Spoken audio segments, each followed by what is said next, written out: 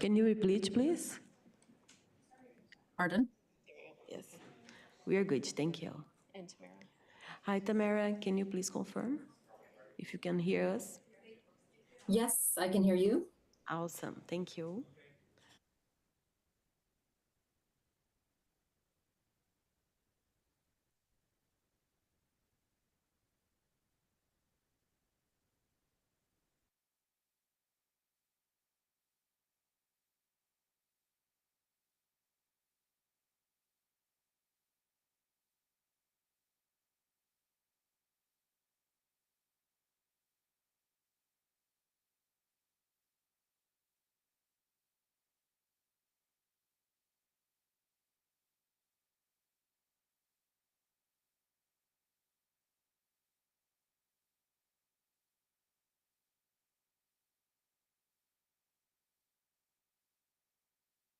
Hi, everybody.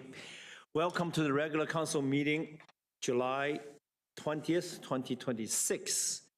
We respectfully acknowledge we are on the ancestral land of Clini Tene, on whose land this meeting is taking place. We have based on the attendance, I think I'm going to switch to some agenda. Would like to do D5 after the B, and then D2 and D3. And with that, I would like to have a motion to... Your Worship, there's also handouts to note. The handout, yeah. So there are 221 items of correspondence to be added to agenda item D5 regarding the property adjacent to Moores Meadow. One item of correspondence to be added to agenda item D6. Thank you. One item of correspondence to be added to agenda item D7, and then 3 items related to agenda item C9, added as F6, 7, and 8. Edit. Second by Councilor Bennett. All in favor of amended agenda? Oppose? Oppose online? Carried. Minutes. Adoption of the regular council meeting minutes, July 6, 2026. Move accepted by Councilor Bennett, second by Councilor Scott. All in favor? Oppose? Oppose online? Carried. D5.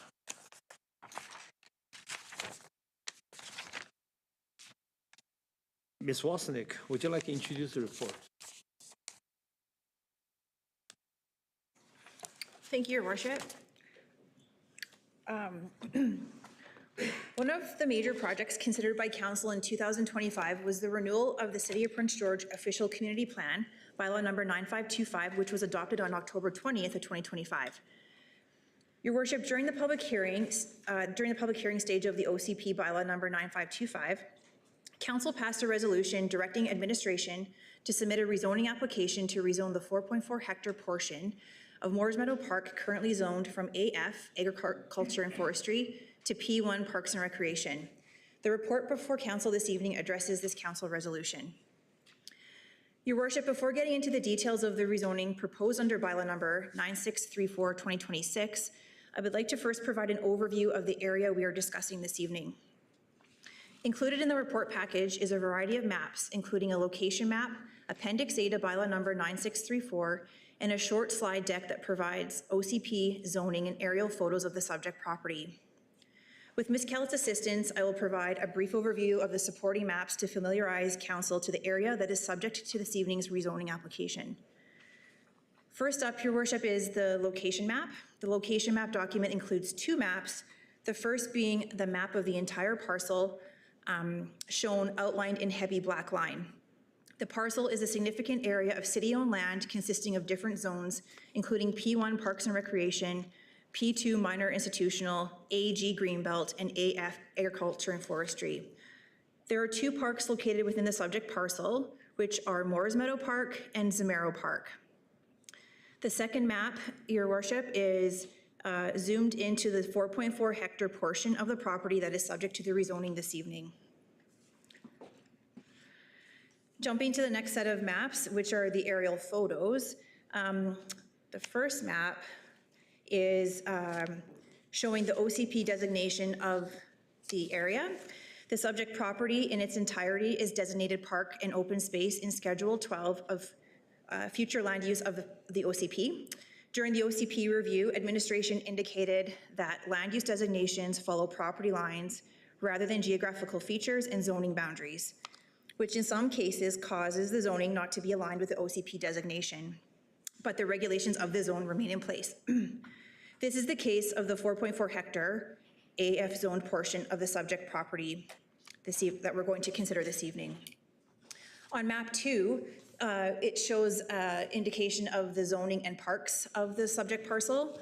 The map shows the zoning distinctions of the subject property as previously described when we reviewed the location map. And the map also displays the parks. You will note that Moores Meadow Park and Zamero Park are identified in the green color, while the AF zoned portion, although located within the same parcel as Moores Meadow Park, is not deemed as park. Moving on to the next map. Again, this is a zoomed in portion of the area, the 4.4 hectare area that is subject to the proposed rezoning this evening. The fourth map, which is, an aerial photo, is looking south from the northern end of the AF zoned portion of the subject parcel. The boundary shown is approximate, but delineates the area intended for the future use of the AF zone and is adjacent to the established Phase 1 and Phase 2 of Heritage North subdivision.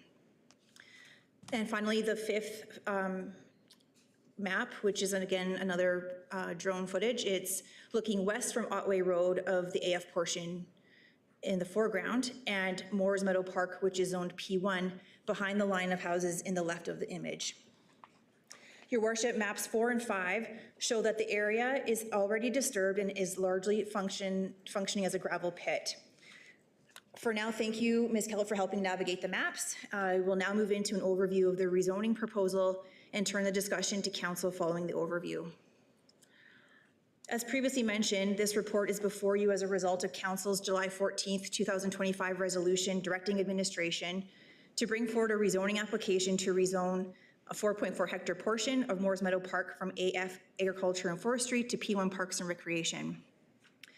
To assist council's consideration, administration has completed a comprehensive review of the site's history, applicable policy framework, zoning implications, and long-term land use considerations. Beginning with the site history, your worship, the lands were historically identified as Phase 3 of the Heritage North subdivision plan. Since 1995, residents and previous councils have understood these lands to have potential for future residential development once aggregate extraction was completed. While Phase 1 and Phase 2 have been developed, Phase 3 has remained undeveloped pending aggregate removal. The aggregate resource on the subject area has not yet been fully evaluated. From a financial perspective, aggregate extraction has the potential to provide value to the city by making use of an existing municipal asset before any long-term land use decision is made.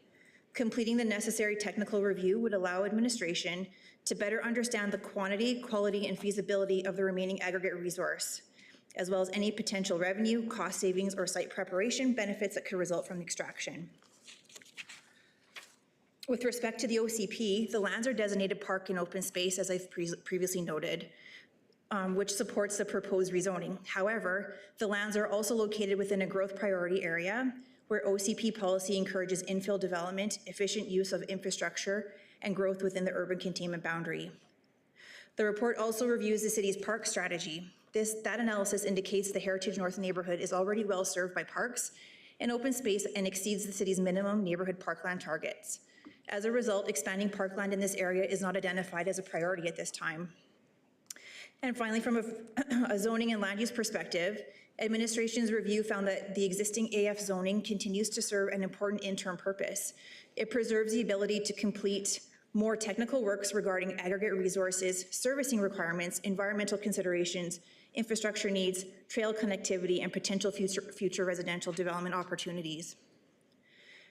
Your worship, the key reason administration recommends denial is that the rezoning the lands to P1 at this time would prematurely establish a permanent parkland expectation before the city has completed the technical analysis necessary to determine the most appropriate long-term use of the site.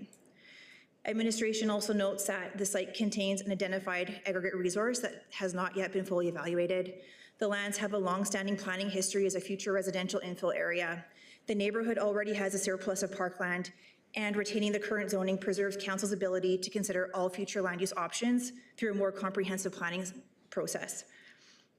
Accordingly, while the proposed rezoning is consistent with the OCP's park and open space designation, administration recommends that bylaw number 9634 be denied in order to preserve future land use planning opportunities. This could be advanced through a neighborhood planning process that includes technical analysis of aggregate resources, servicing requirements, environmental considerations, infrastructure needs, trail connectivity, and potential future residential development opportunities. Thank you, Your Worship. Thank you, Ms. Wasnick. Councillor Klassen.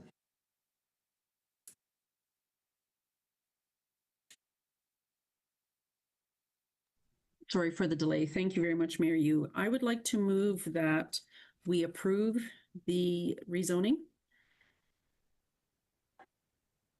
And if someone could second that, please. Okay, the motion's on the floor to zone P1. Is that what, can you read the motion clear to the floor?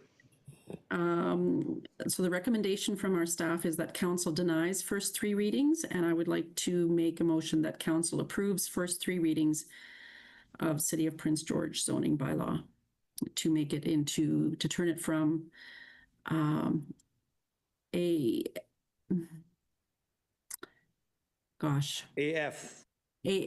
AF to, which one is it now? I was trying to find the actual number. Can you help me out, Mayor?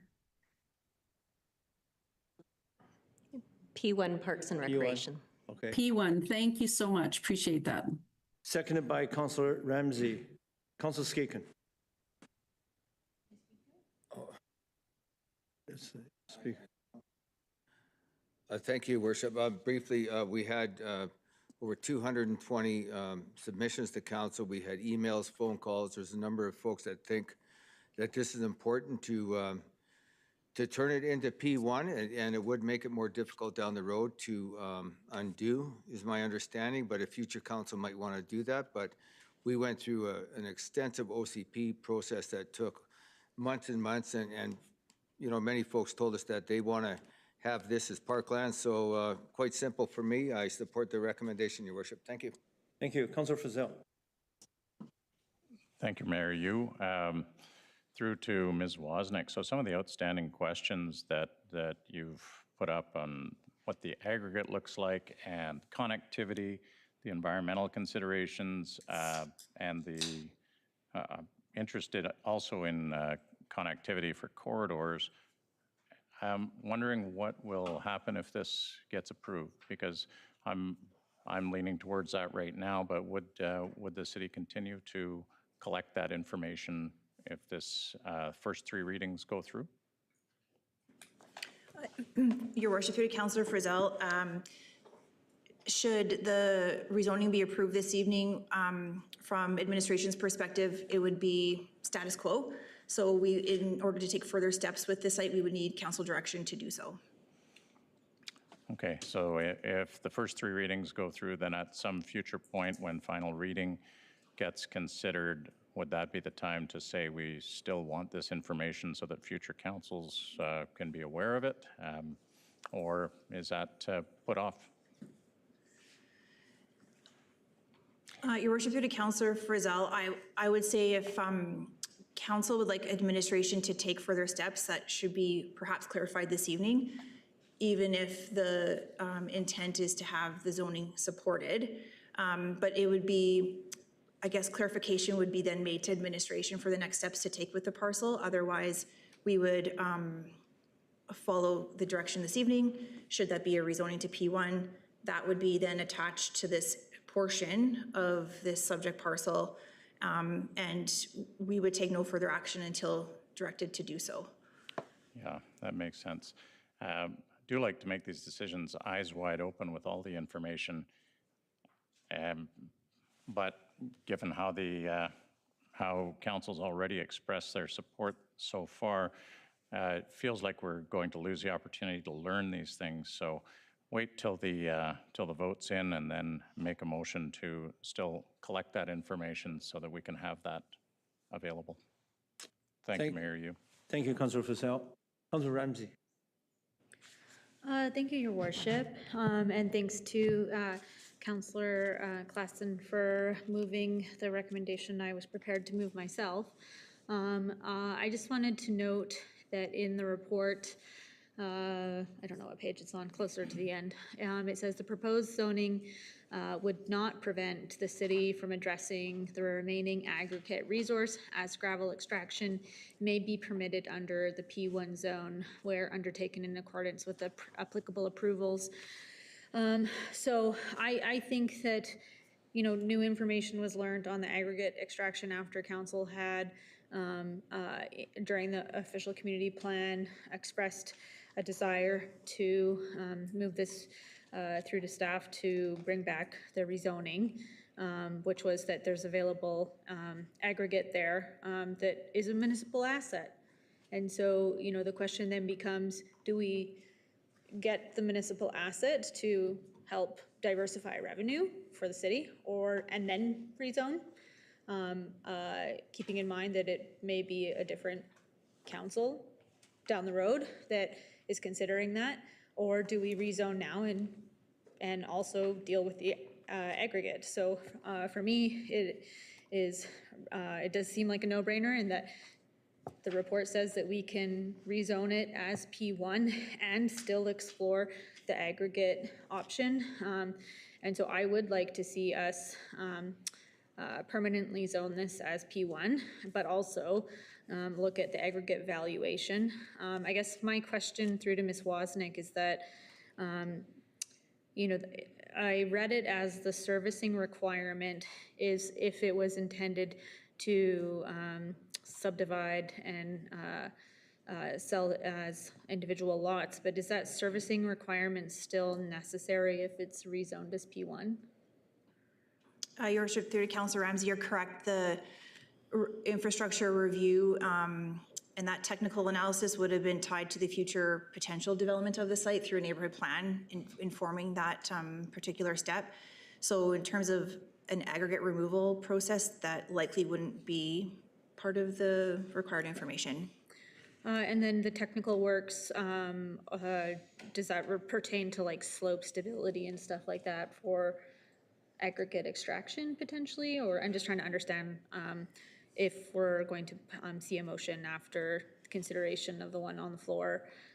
Is it that we're supporting aggregate valuation to move that forward, or is it that the technical works need to be supported as well? Your Worship, to Councillor Ramsey, if it's specific to the aggregate resource matter, I would say the technical analysis related to that is to learn about the quantity, quality, and feasibility of that removal to gain, again, we have a high level understanding of it, but to really drill into what that looks like in more detail in terms of an actual extraction operation functioning from that area, we'd have to look further into that. And is the only hesitancy, I guess, maybe not the only, but you know, is the hesitancy that, you know, once we zone it P1, it's available for use, and you know, if there's aggregate extraction occurring there, it might perhaps confuse the public. I just am trying to better understand. So there was some maybe nuances in there in the reporting. Thank you, Your Worship, through to Councillor Ramsey. That's correct. So the AF zone right now and this portion being discussed this evening not being included within Moores Meadow Park, as is shown on the screen right now, is that zoning is aligned with future potential aggregate removal.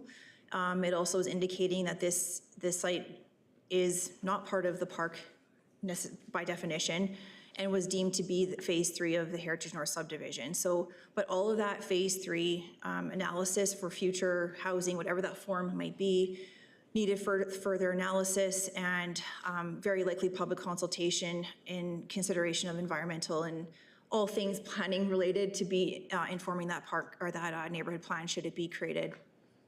No, thanks, I appreciate that. That helps with my decision.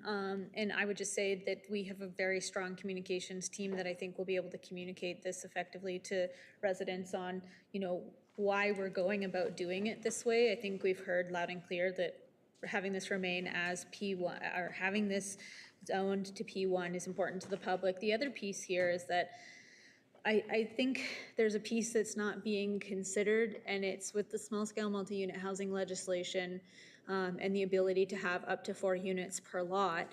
I would say that that could put us into a park deficiency instead of a surplus. And so I do think that retaining this as P1 is beneficial to the city for future years as we potentially see density occur across various neighborhoods. Yes, that does put other neighborhoods at a further deficiency, but this is a prime lot to add parkland in the city boundary. And I think we should be jumping at the chance to zone this to P1 while also still getting the benefit of extracting the aggregate to help offset future operations, as well as potentially something else, other capital potentially in the city. So I think this is a good opportunity that council should move on. So thank you.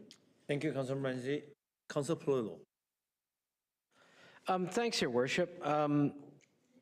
Not much more to add. Councilor Ramsey addressed my questions regarding the aggregate and the fact that it clearly states that we can address that aggregate resource under this proposed zoning if it's passed. It certainly has my support. A year ago, when we went through the OCP process, I made the commitment, council made the commitment that we wanted to go in this direction. Staff has brought it back, and that, my commitment, and hasn't changed. So I think it's important that we rezone it to P1. And you know, that aggregate could be an important asset to us as well, too, after further study and review. And it doesn't prevent us to address that. So quite frankly, I see that as a win-win. Like, you know, there's park and there may be possible aggregate extraction.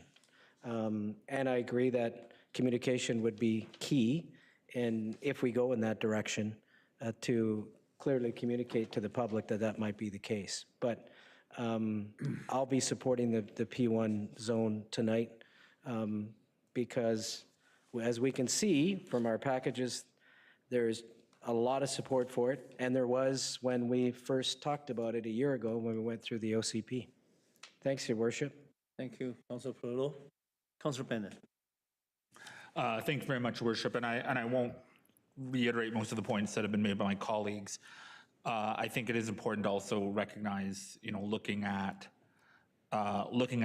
the amount of available land that has already been cleared in that area for future subdivision growth. I think it's important for us to protect the green space we have in our community. To Councilor Ramsey's point, you know, if the city chooses to go and dig the aggregate, the rezoning doesn't prevent that from happening.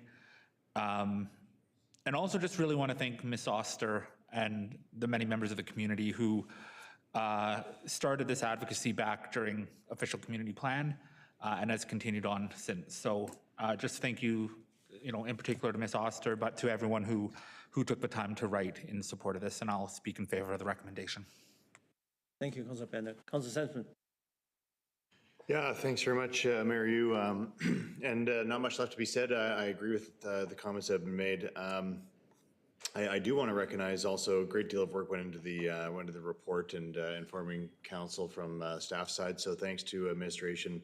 The recommendation obviously sounds like it's not going to go towards their recommendation, but they make those based on the policies and the practices that we put in place for them. So appreciate that they're bringing that best recommendation forward based on the direction we give at the top level. So it's our opportunity to veer from that if we so see fit. And I think based on the comments that were made today, and I support them, there's opportunity here to maximize on our opportunity on this site and also have a long-term plan to create a beautiful new park space or add to an existing beautiful park space, which I think is great. Thanks. Thank you, Councilor Sampson. I have a question for the administration based on what I'm hearing so far. So once we zone this AF into P1, we extract the gravel, then what? We gonna have a restoration program to bring this park back to some state of back to the nature, or leave this a barren piece of land? Are we gonna grow some grass there? And if those, we need to report back and put some capital program back into the restore the park, because or else, what kind of park are we talking about here? Okay. Thank you, Your Worship. Those are all decisions that would be considered by council at that time. Staff won't be moving forward with any significant activity on the site as indicated without coming to council first and providing council the opportunity for feedback on the intended actions. Certainly, if there is gravel extraction in the future, that prior to that starting, we would have a remediation plan that would go to council ahead of time so that council would be aware fully of what the implications are.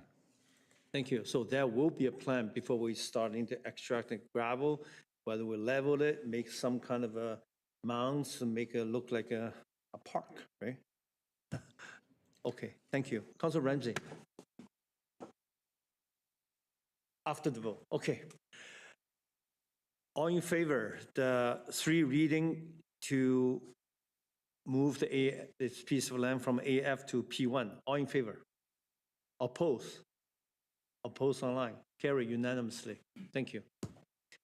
Councilor Ramsey. I thought Councilor Frizzell would be in the queue for it, but I'll, Yeah. I'll just move that council direct administration to investigate the aggregate valuation and return to council at a future meeting with a report. Thank you. And Councilor Frizzell, is that good enough?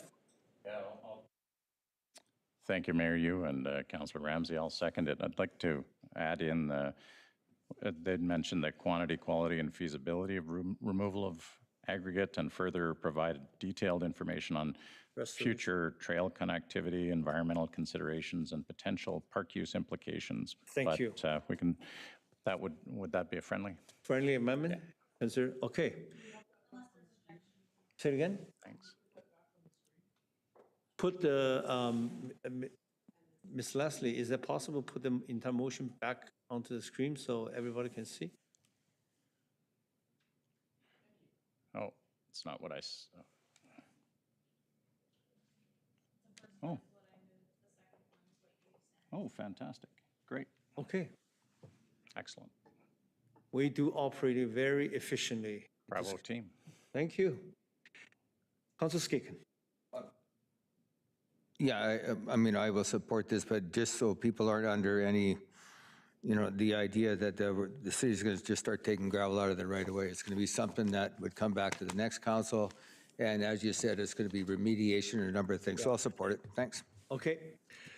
I'm going to call the question on the floor. All in favor of the motion on the floor? Oppose? Oppose online? Carried unanimously. Thank you. D2. Participation in Blackwater Go Community Liaison Committee. Councilor Klassen. Sir. I believe Councillor Frizzell wanted to go first, so I wanted to go after Councillor Frizzell. Okay. I just saw your hands up there, so. Yes.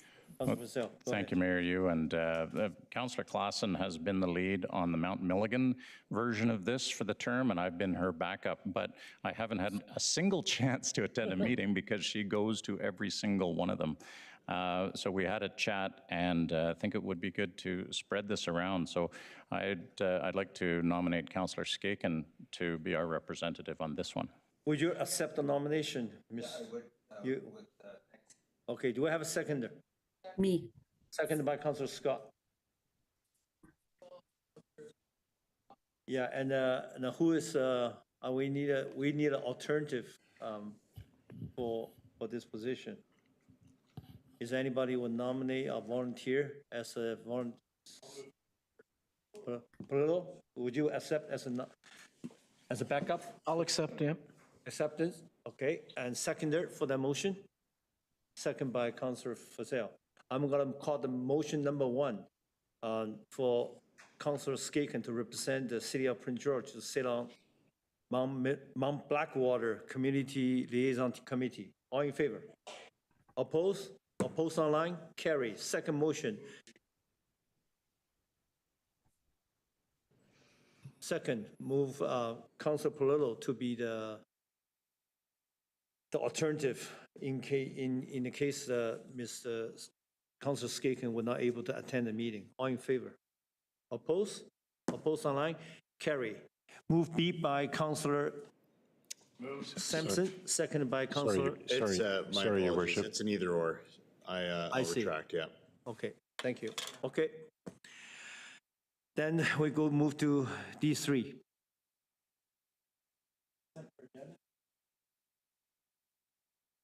Say it again?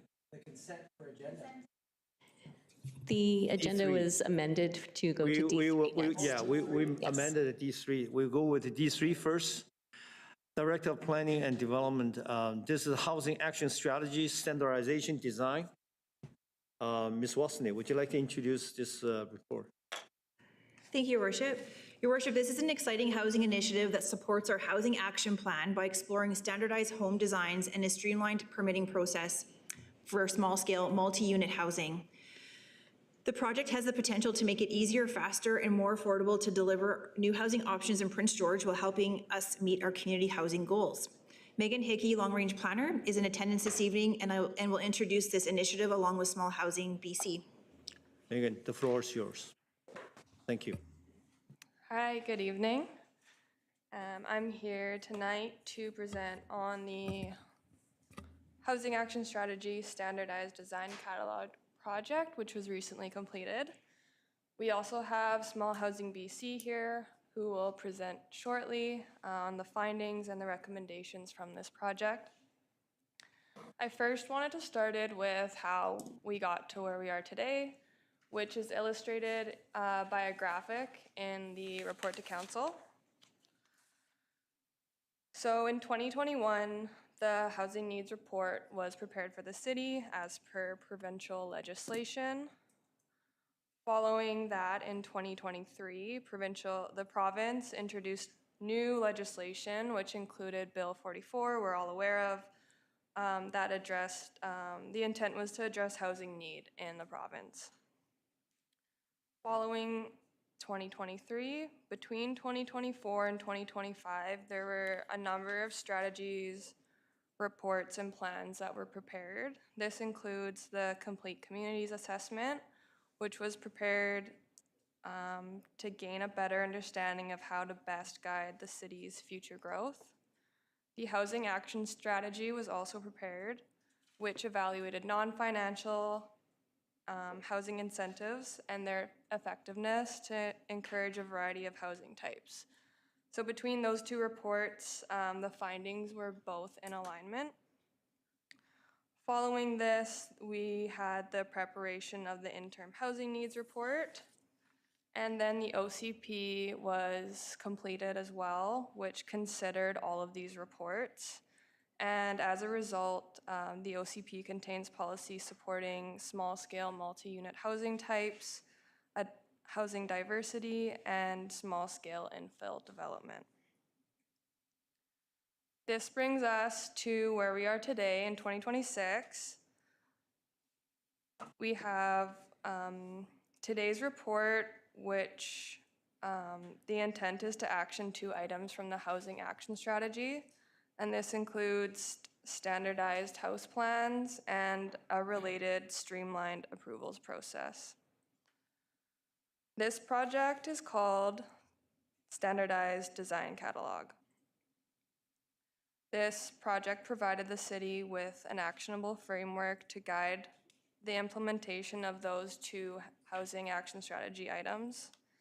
And the overall end objective of this project is to put the advancement and delivery of small-scale multi-unit housing development into action in the city of Prince George. Lastly, I will note this project was funded by the province's Northern Healthy Communities Fund, and this was administered by Northern Development Initiative Trust. So administration would like to thank both for their financial support. I'll also add that we would like to thank the industry partners who helped inform this project. Before I continue and say more, online we have Tamara White, co-executive lead, Planning Innovation with Small Housing BC. Tamara is here to present findings and recommendations from this project. Following the presentation, administration and Small Housing BC are available for questions, and I'll pass it over to Tamara. Great, thanks everyone. Can you all hear me in chambers? Yes. Yes. Great. So good evening, Mayor and Council. Thank you for the opportunity to present the findings of this project that we've engaged in. I'm Tamara White, co-executive lead at Small Housing, and I had the great pleasure of working alongside your staff team in delivering this work, which examines two interrelated tools that the city can be using to accelerate the creation of more small-scale multi-unit housing, those being standardized house designs and a related streamlined permitting process. So with the presentation today, I'll step through what we did, what we found, and what we're recommending for next steps. Next slide, please. Okay, so first a bit of context on Prince George's housing stock and housing demand. So Prince George's average household size is now 2.4 people. So there's been a really strong downward trend here with average household sizes in Canada that used to be 4 to 5 people, but now we're seeing more single person households, more couples without children, families with only 1 to 2 children, empty nesters, single seniors, and other household configurations with just fewer people. Meanwhile, our housing stock skews older and larger in Prince George. Nearly 2/3 of homes are more than 40 years old. And then depending on the materials and maintenance of those homes, many could be reaching the end of their functional lifespan, which will start opening up more opportunities for redevelopment in existing neighborhoods. And at the same time, we're seeing construction costs increase, making new housing more costly and more difficult to build and putting downward pressure on the size of homes that people can afford.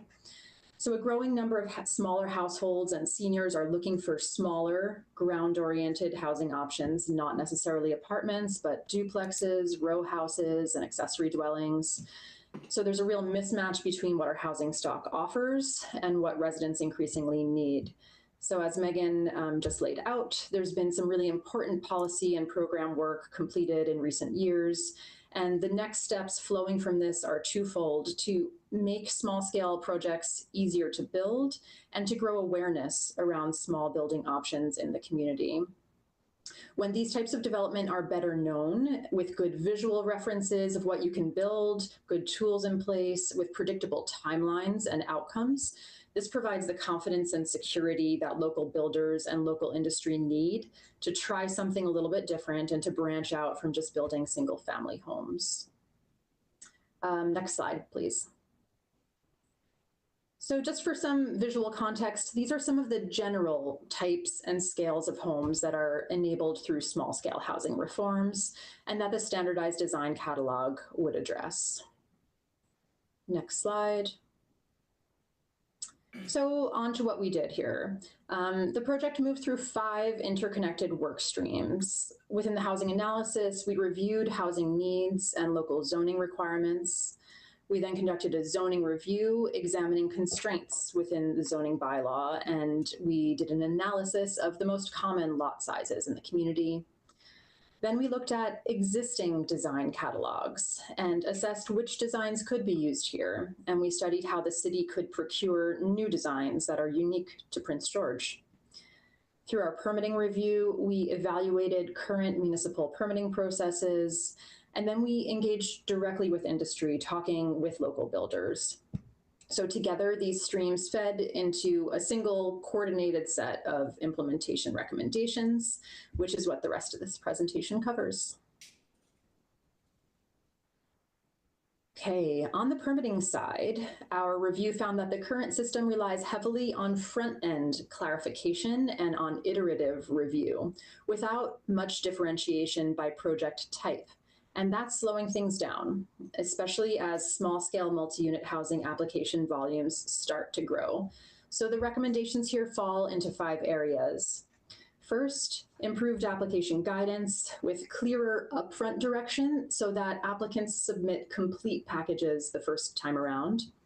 Next is a tiered permit stream that differentiates permit processes based on the project complexity, each stream then having its own service standards and expected timelines. Streamlined permitting specifically for pre-approved designs.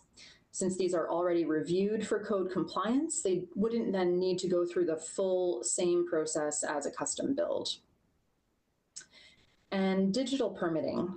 So this initiative is actually already underway in Prince George, and we were able to provide our recommendations to help inform the digital permitting system that's getting built. So things like standardized checklists, completeness screenings, and real-time application tracking is going to benefit both staff and applicants. And finally, some recommendations on interdepartmental alignment and streamlining. For example, the potential to run development permit and building permit reviews in parallel rather than sequentially, which would cut on some duplication. Next slide. So to figure out which existing standardized designs would actually work in Prince George, we reviewed local zoning and lot conditions, so common lot dimensions and the constraints of the existing bylaw. And we compared different design programs from across BC, and Kelowna really stood out as the leading case study that we looked to. We evaluated existing design catalogs, those that have been produced by CMHC, by the province of BC, and also by other municipalities. And we looked at the different procurement pathways that different municipalities have been using. So the headline finding here is that with some targeted, modest fixes, zoning can be amended to be more conducive to these small-scale home types. And the changes recommended align with your updated 2025 OCP direction. With these amendments in place, more options from the existing catalog designs could be used and could become buildable as of right. Next slide, please. Regarding industry engagement and what we heard, we really started first with the great engagement exercises that had been conducted through the OCP and through the Housing Action Strategy processes. And on top of that, we added more interviews and questionnaires with local builders. And the message was really consistent that we were hearing. There's strong support for faster approvals, for practical local designs, and for predictable permitting. And a few other things came through clearly. Builders want housing forms that reflect real local demand. They see promise in fourplexes, duplexes, row houses, carriage homes, secondary suites, with features like daylight basements and garage parking. And they're open to pre-approved designs, but only if the process delivers a real advantage with faster review, fewer red lines, and maybe reduced fees. Other frustrations noted were about information flow with no live permit tracking, inconsistent updates, and some duplication in review comments. And so this last point is really what's driving the digital permitting initiative that's now already underway. And that brings us to the last slide on our recommended implementation strategy. So how does this actually roll out? We're recommending a bit of a phased approach here. In the first phase, using existing catalog designs. So 2 of the CMHC produced designs are ready to go immediately with no zoning changes needed. This includes one accessory dwelling, and it also includes one row house duplex. Next, there would be zoning updates and the incorporation of additional designs. Once these targeted amendments are in place, we can expand the catalog with a few additional CMHC designs, including an accessory dwelling, a duplex, and a fourplex. Then on to the RFP process. So for housing types that could benefit from more local customization or that are already common in the local market, like the duplex with suites and some other typologies, the recommendation is to run a local RFP process that local and regional designers and builders could respond to. The outputs from this process would cover everything from architectural through structural, energy modeling, and landscape design, and genuinely producing a construction-ready, reusable package. And underlying all of this would be the work to accelerate approvals with streamlined review, tiered permit streams, digital permitting, and improved interdepartmental coordination. And it's intended that the accelerated approval stream, it should be in place by the time the RFP process has completed. So overall, this set of recommendations is intentionally start now and expand as we learn kind of model. It's not a one-time catalog launch. So our recommendation to council today is to direct administration to proceed with the next steps to implement this standardized design catalog, and also to continue working to reduce barriers, to increase certainty, and to support the delivery of more small-scale housing. And with that, I'll pass it back over to Megan in Chambers. Thanks, Tamara. I'll just finish up quickly with a summary of next steps.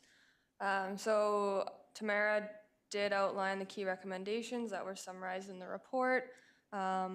So really the overall goal is for us to continue to address housing challenges in the city through increased delivery of small-scale multi-unit housing forms. Proposed next steps would be funded through a provincial grant as well as operating budgets.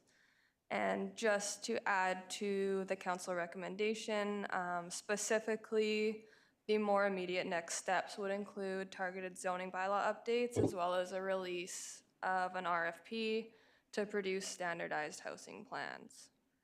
And that's all we have. Thank you for your time, and we're available for questions. Thank you very much for the presentation. And thank you also, Tamara, for joining us. One quick question. I just want to, what you're presenting today is very much, it sounds like a digitalized, accelerated, standardized housing proposal by BC Housing. It's called a DASH program. Do you guys consider what we're doing here is a similar in line with DASH, or it's just Prince George's version of DASH, or how because I just want to get some clarification, see maybe there's a synergy, we can accelerate the process even faster. Ms. Wasnick. Thank you, Your Worship, and maybe Ms. White would like to step in as well, but I'll start by saying my understanding with the report and project in front of us this evening is that it is more geared for Prince George, and it is a process intended to be more directly through our development services team to improve the delivery of the permits that would be subject to these types of developments on the small lot infill. Ms. White, do you want to build off of that? Sure. Yeah. In addition to that, I would say that the DASH program is actually really centered on prefabrication and looking at panelized components and how to standardized, coordinated supply chain. And so it's much more directed towards construction methodologies and creating some standard designs around it than it is about small scale housing forms. There is some interest from the folks at DASH, however, to expand into this space over time and to be doing more catalog type designs at the small scale, but that's not where they're at currently. They're more so looking at mid-rise, if I'm not mistaken. Thank you, Ms. White. Thank you for the clarification, and thank you for assuring all of us that that your team is very much aware of the DASH program. So we are not doing anything that duplicating that something's already been done. Mm-hmm. With that, there's a lot of questions as well. Councilor Skecan. Thank you for the presentation. This looks amazing. I wish we could have got this going a couple of years ago. A couple of things, and when you talk, and I think Ms. Wasnick mentioned it, the small lot infill. My experience has been the smaller developer is getting squeezed out. The bigger developer develops entire neighborhoods with a lot of similar houses that are above ground, and not many of them, if any, fit into kind of what you're showing on one of your slides here. So how does how does that apply to the new neighborhoods with the huge houses, all above ground, developed by, one company with certain builders? How does the smaller independent contractor get some of this work? Just at a high level, if you have any ideas. Through your worship, to Councillor Skaken, do you mean the work as in building the homes or? Building, yes, sorry, your worship, like the smaller scale homes that you talk about in here and some of the prefab stuff? Because, I mean, it's tough for them unless there's a small lot on that's an older home that's taken down and infill. There's not a lot of opportunity for them to necessarily get involved with this, with any of the new neighborhoods is all I'm saying, if there's any opportunity for them in this type of scenario. Yeah, so your worship, through to Councillor Skaken, I would say it depends on the developer developing that subdivision. Maybe they choose to develop the entire thing. That's kind of a different situation. Say a new subdivision is built and lots are sold off to anybody who wants to purchase them. Should these pre-approved standardized house plans be able to fit on one of those lots within the zoning regs, then they're definitely able to be constructed in a new subdivision. It's great. And last thing is, so a lot of this in here, you talk about other communities. Is this, I guess, best practices in general from some of the other communities to help you design this program? Because it looks like there's a lot of great ideas that's going to help streamline things. So I'm just wondering, as far as the content, is that, something that's been happening for the past couple of years as an example, your worship? Your worship, through to Councillor Skaken, yes, Small Housing BC did do a peer review of several different municipalities. Ms. White can expand on this more. But the really cool thing here is that we've seen a lot of municipalities do all sorts of different things, and we're able to look at what everyone else has been doing, what has been working, what has been working, and we're able to kind of build something that's going to work for Prince George.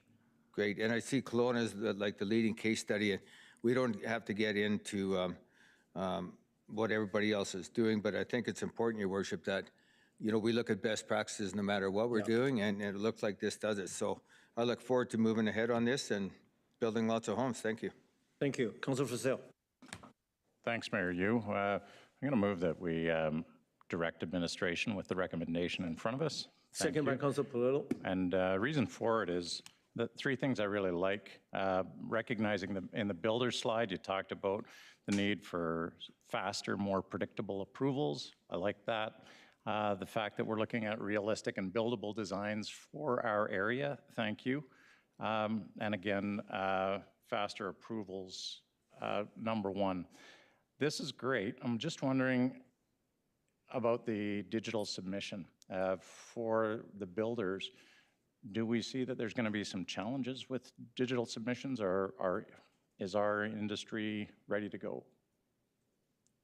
Ms. Wilson. Thank you, Your Worship, through to Councillor Frizzell. So currently, we're taking digital submissions for land use applications, namely on the planning side. Right now, we're developing the software to accept building permit submissions. In theory, I believe the submissions on the administration side should be something that would help us ensure that we have a complete application, because I think I mentioned in this space before, there are times where the missing information to make a complete application is one of the problems we see, which then causes delays on the permit being reviewed and issued. So hopefully with the digital submission process, that will eliminate missing information.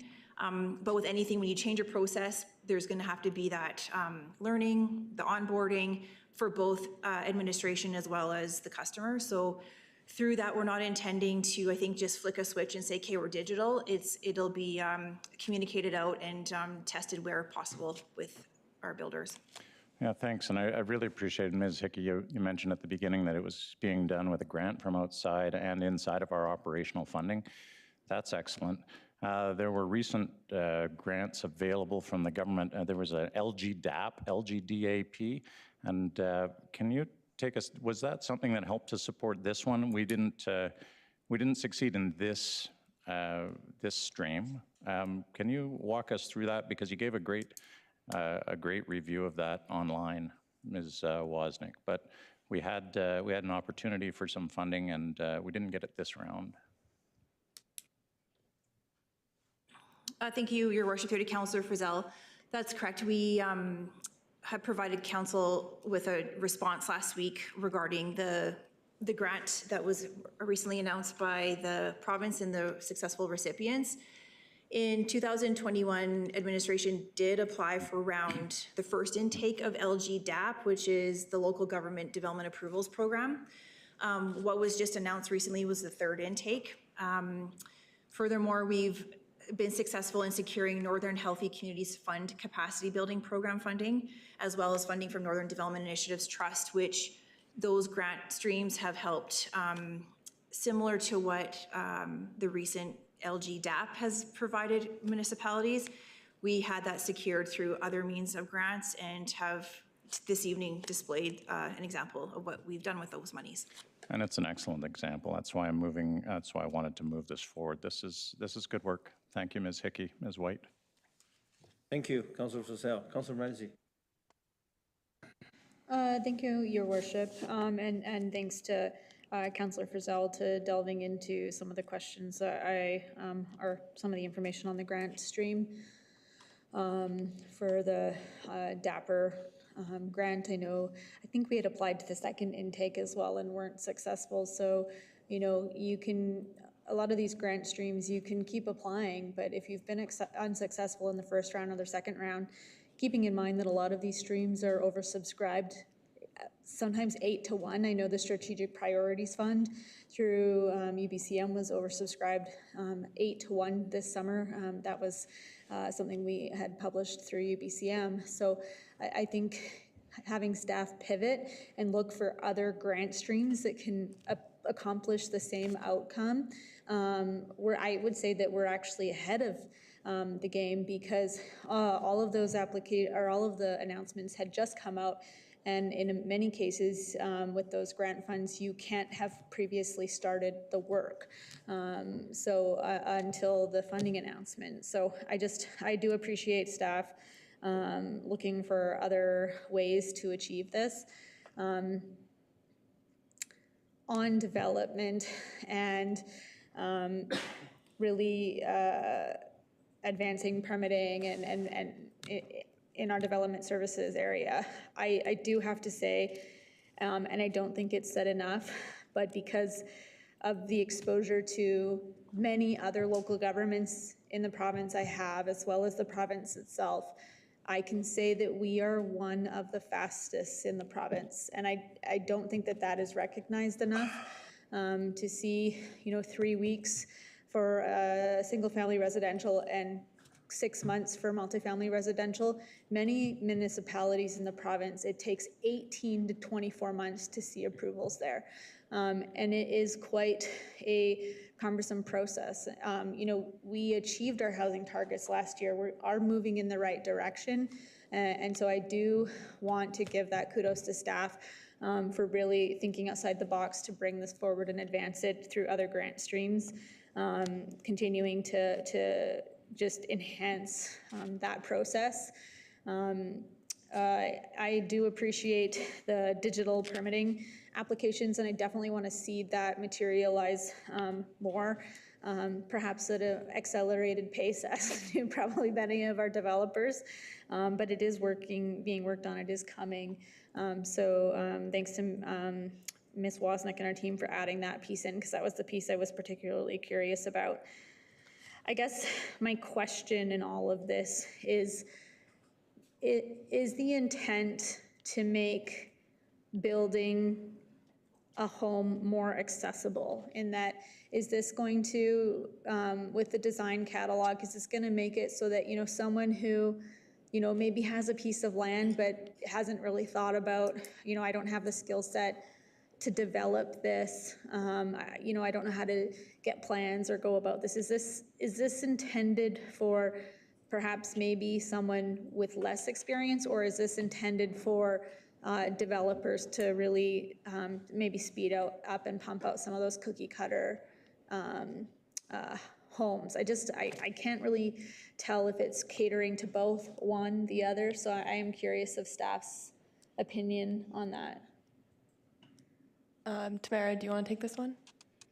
Sure. Yeah, this program would be able to be utilized by either of those classes of developer, the homeowner developer or the actual capital D developer. But in all likelihood, it would be small builders and potentially could help inspire homeowners about what they could do with their properties. So even small builders could be using these designs as well because they're de-risked. You have a known predictable outcome by using the designs. You know they're going to move through the system quickly, and you know what the response is going to be, as long as you can sort it on the site that you're working with.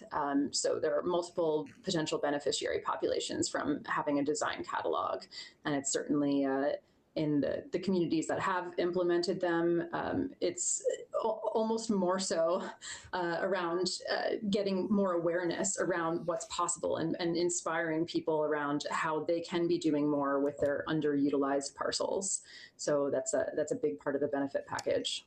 I appreciate that context. And is there going to be maybe like a communication companion guide on, what to do? Like if you do have a lot that you're not doing anything with, is there going to be like a resource that residents can look up how to use this, these pre-approved designs to, move forward? Is that an element of this work? I think that was within the set of recommendations, but I'll pass it back to staff as to how they're planning to proceed. Your worship, through to Councillor Ramsey, that's right. So as Tamara mentioned in the PowerPoint, as we're moving through this process, the idea is to test internally. Along that would be to develop materials that would help guide the everyday user on how to move through this process, what their options are, et cetera.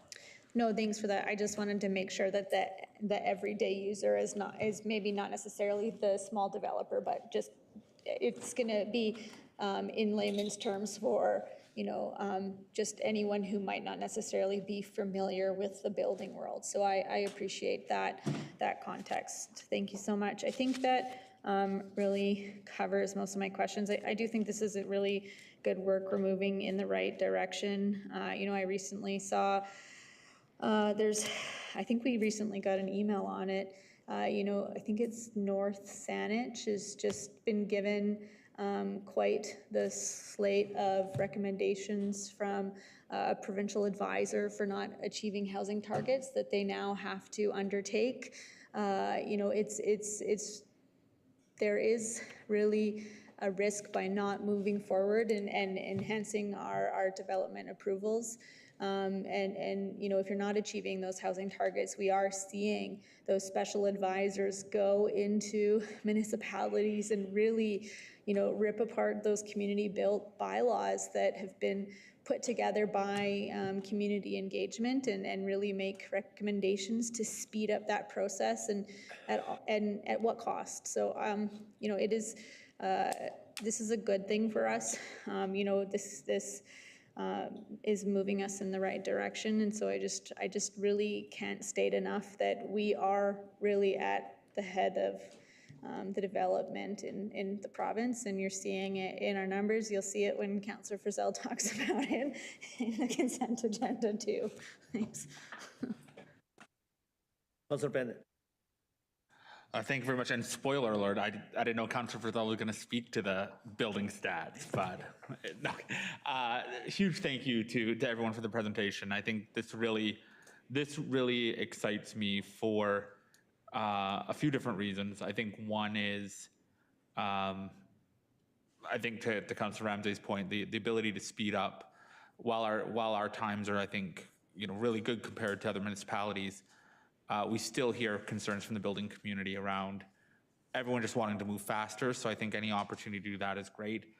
I think more importantly, any opportunity for us to create more opportunities for rentals, more opportunities for people to get into the housing market is great. Seeing the average house price, it wasn't a couple days ago, I saw a news study that our average house price for single detached in Prince George is almost $550,000 now. We're seeing that number continue to increase, and opportunities for us to create smaller builds, give opportunities for first-time home buyers or those looking to downsize, the opportunity to stay in the housing market and be here in our community is great. So no questions for me, I think this is a really exciting path forward. So thank you. Thank you. Councilor Polillo. Not much more to add. My couple questions have been answered. Just wanted to say that really appreciate the report and the work that staff has done in this, and proactively. And the fact that, I mean, there's many things I like about it, but in particular, the Prince George specific nature of this proposal. I really appreciate that. And, you know, when you're talking about faster approvals, you know, practical local designs, predictable permitting, that's all music to our ears. So, yeah, it has my full support, and I'm sure it'll pass here. So thank you. Thank you. Councilor Sampson. Yeah, thanks very much, Mayor Yu, and lots has been said, but big thanks to everybody involved in putting this together. But three key things that stood out to me. I like that it focuses on speed and process rather than creating some sort of exemptions or incentives. I think that's fantastic. I like that it's phased. We're not trying to do it all at once, and we can phase this out and move forward in a way that gets ourselves moving more efficiently, but also gives the builders a chance to come on board with it and those looking for these housing options. And I also like that we're working to learn from municipalities who have already done some of these things. I think that's obviously the best way to go.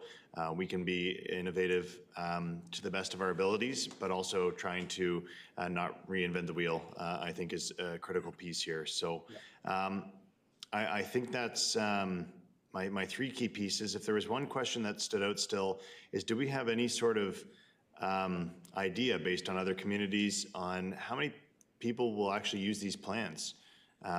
Do we think this is going to be 5% of builders or 5% of homes being built? Is this a 40%? What's the uptake, the anticipated uptake going to be? Not sure who that would be best directed to.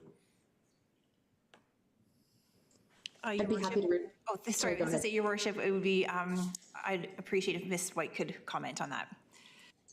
Sure. What we've seen are really highly variable levels of uptake. These types of standardized design programs have existed actually for decades now, and in the post-war period, that's when you would have seen the most uptake from them. But in the more modern resurgence of the standardized design programs, we're seeing some programs that are really taking off, and in those communities, some examples from the States where we're seeing 5 to 10% of approvals that are going through the program. In other communities, we're seeing far less, and in some, none whatsoever. There's a lot of other factors that can be at play here, including just the financial viability of the projects overall. The market conditions might not be right to move forward with it. If there's still significant demand for single detached homes and the market viability is strong for those, it can be difficult to essentially lure small builders into building slightly more dense and slightly more complex projects. And so in those cases, you would need to look at other attractors and incentive structures that could support it. So the short story here is that we don't have great understanding of what the percentage of uptake is going to be. And that's why the recommendation was to be doing monitoring and evaluating over time and consider what kinds of course corrections or doubling down and expansions of the program might be needed as time moves on and you're gathering that information. Great, thanks very much for that. I guess that leads me to one last question, Mayor Yu. What benchmarks or measurables are in place over maybe the next 2 or 3 years that we can see whether or not these standardized designs are accelerating housing beyond what we're already these other initiatives. I mean, our team has been doing a tremendous amount of work on improving our processes and getting our permitting better. So there's work being done. So what can we do to identify whether these standardized designs are accelerating housing or reducing permitting timelines? What can identify the success of this program? Perhaps through to Ms. White? Sure, I'd be happy to field that one. So you can put in metrics that would include actual permits that have used the designs themselves. We can also be tracking permitting processes and timelines to see comparatively how they're measuring up. And then the other piece that's kind of more difficult to measure, that's a really important, more intangible component, is the inspiration to homeowners around what's possible and the inspiration to builders around what's possible. Just the familiarization of new design typologies that aren't as common in the community. That can really inspire somebody to take on a project where they might do a custom build, but they first saw a fourplex in the design catalog and said, I think I might be able to do that on my property, or that would work for my family. So those are the cases that are much more difficult to measure. But if you were really intent on measuring, you could do public polling and all kinds of other types of things to track that piece. Great, thanks very much. And I guess through to Ms. Wozniak or Ms. Hickey, what's your thoughts on how we implement those pieces or how we report back on those pieces Ms. White spoke about on the measurable piece? Is there a way for council to be able to see over the next few years, maybe it is after a 2-year period or ongoing, to see X amount of permits were done through the standardized design? Is it part of that quarterly update that we get? What's the best way to identify that? Your Worship, through to Councillor Sampson, thanks for the question. Megan, please, or sorry, Ms. Hickey, please feel free to build off of this. My mind initially is, first of all, we need council direction to proceed with this. And through that process and those next steps, we could identify with the implementation, the reporting, or back to not only our side, but also council side. The monthly report to council could be a tool. In the past year with the housing target order, we've added that units column to the table. We could then add further information to that report or the table to show how many permits were issued under the standardized pre-approved plans. If that becomes, it's more visual that way and more helpful per month. But I guess what I'm trying to say, Your Worship, through to Councillor Sampson, is that yes, we're on board to report back and perhaps just need to take that away and really figure out how that would be best communicated to show the story, whether it's monthly, quarterly, annually, to council on the success of the program. Great, thanks very much. Thanks, Ms. Hickey, Ms. Wozniak, Ms. White, thank you. Thanks, Mario. Thank you, Councillor Sampson. I just want to follow up the good question that raised by Councillor Sampson, the measure of success. For the council, you guys probably know, we do have a letter on F4, item F4. I sit on the Mayor's Task Force on Modular Homes. Part of the success, it is, when we standardize the design, and how many this design can be used for modularization, and so increase the speed, and most importantly, is reduce the cost. The key measurement, it is the cost per square footage. We had a lot of agencies, NRCs, everybody's doing many different fronts, fourplex, sixplex, standardization housing is being built right now in Burnaby under the NRC's research. So I do encourage, we are leading many municipalities in terms of where we're going from here, which we should. We have a president of FCM here, president UBCM here. If we cannot lead the rest of the province, I don't know who can. But at the end of the day, the measure of success, it is, at the end, it is cost, and if we can produce on per square footage. So I do encourage our team to talk to other municipalities and take a look at what they are doing and share their experience. And we can only solve this problem collectively as a province, as a country. With that, I need a recommendation. Mover seconder for the recommendation on the floor. It's already seconded, okay. All in favor? Oppose? Carry. Also, I would like to take this opportunity to thank Councillor Claassen for joining us from Penwell. You know, you know, what you're doing there is very important. I'll be joining you tomorrow. So thank you, the team. This is a great piece of a report. Thank you for, yes, Mayor, you, just before I go, thank you so much for adjusting the agenda so that I could be free and to attend a few of the pieces. And now I'm off to another event. Thank you. Thank you. Thank you, Councillor Claassen. D4. Sorry, Your Worship, we're back to C1. Okay, back to D1, okay. Well, C6 to C9 by Councillor Fasel. Can I pull C4, Your Worship? C4, okay. C1, okay, looks like every single piece is gonna get pulled. I'm gonna, in that case, I'm gonna go with the order. So we'll start with the C1, how's that? Councillor Skaken. Well, thank you, Your Worship, to administration. Just a couple questions on the procurement, I guess. And one of them is the wastewater treatment operator. And my understanding was we had the level 4 filled now by an employee, or is that just sort of a transition right now? Sorry, Your Worship, I believe Councillor Skaken may be speaking to the report at C5, the 2026 Q2 procurement report. No, sorry, it's C1, Your Worship. Suppliers greater than 25,000 and Okay, under 25.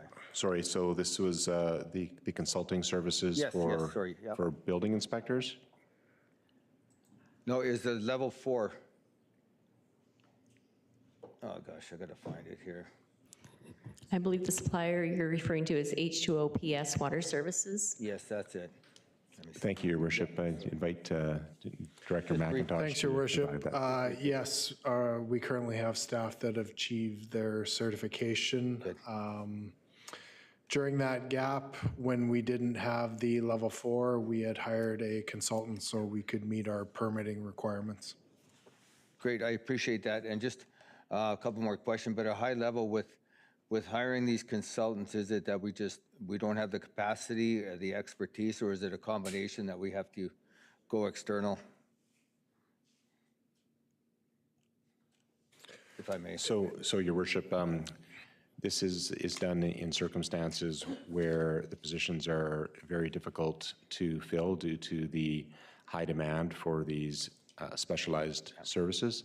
And so our approach is to train internally, and that's our preference.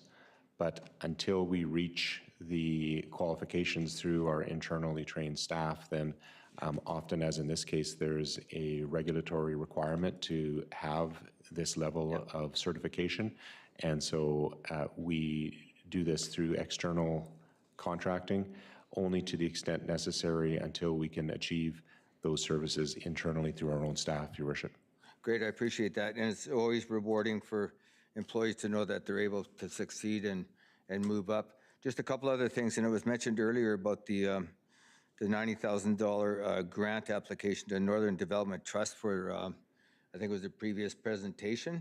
So I guess just a high level to administration. So are all of these items in the suppliers part of a base budget?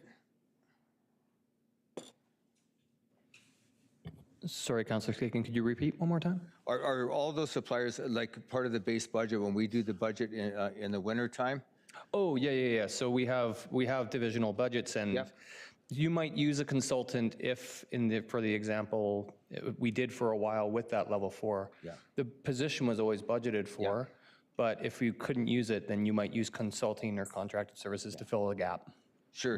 So you might not use the budget in the same way you intended, but you would use the overall dollars. So there's no use saying, Your Worship, to administrate, these are all funded already. We just, they've already been funded through the department budgets then. Agreed, yeah. Good to hear. Thank you. That's all. Thank you. Councillor Frizzell, your items. Not until C6, so I think there was one in between. C4, Your Worship, yeah. I just wanted to pull this.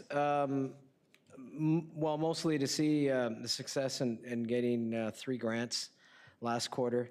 In particular, I want to highlight the Celebrate Canada program that we got $35,000 from Department of Canadian Heritage.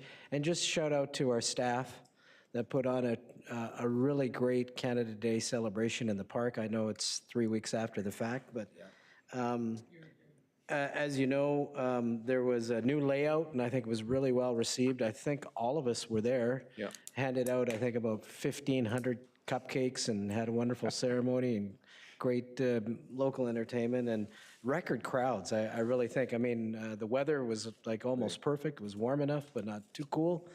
So I just want to acknowledge staff for doing really a bang-up job for Canada Day, and hopefully we can succeed next year in getting that grant again and more money, and maybe, who knows, maybe after last night's success with the drone show, maybe we could have a drone show on Canada Day, but I'll just leave that there. But just want to acknowledge staff for the work there. Thank you.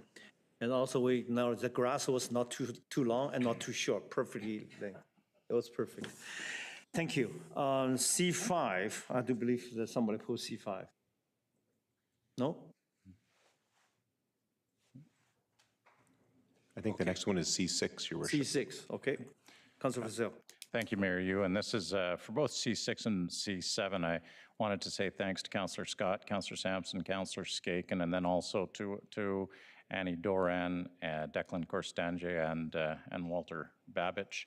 Mr. Depino, you've got a great team supporting intergovernmental affairs, and Ms. Wozniak as well. So the first piece draws a connection between mental health and drugs. It also explains the province's direction on bringing community resources together. We put this information together, called for it, and wanted to share that. The second one is on forestry and the advocacy work that the committee has been doing. I'm really proud of the work that the committee's been doing. Councillor Skaken was able to highlight that today during the discussion with Minister Hodgson that we had before the announcement. There's a lot of advocacy work, and the community is really hurting after the closure of that pulp mill. But even as early as 6 months ago, we were working hard because the tariffs that we saw sparked a real need to get some work done. And while we don't have a lot of levers to pull, intergovernmental can call on the orders of government that actually do pull levers to do some work. And our voices were heard.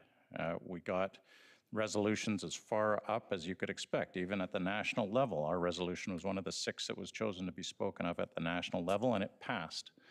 So very proud of the work that the committee did. Thank you for the work. It's appreciated.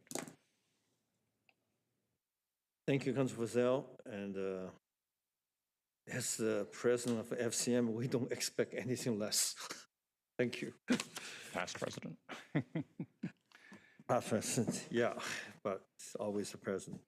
C9. Sorry. If I could, C8. C8, yeah, okay. Councilor Skaken, go ahead.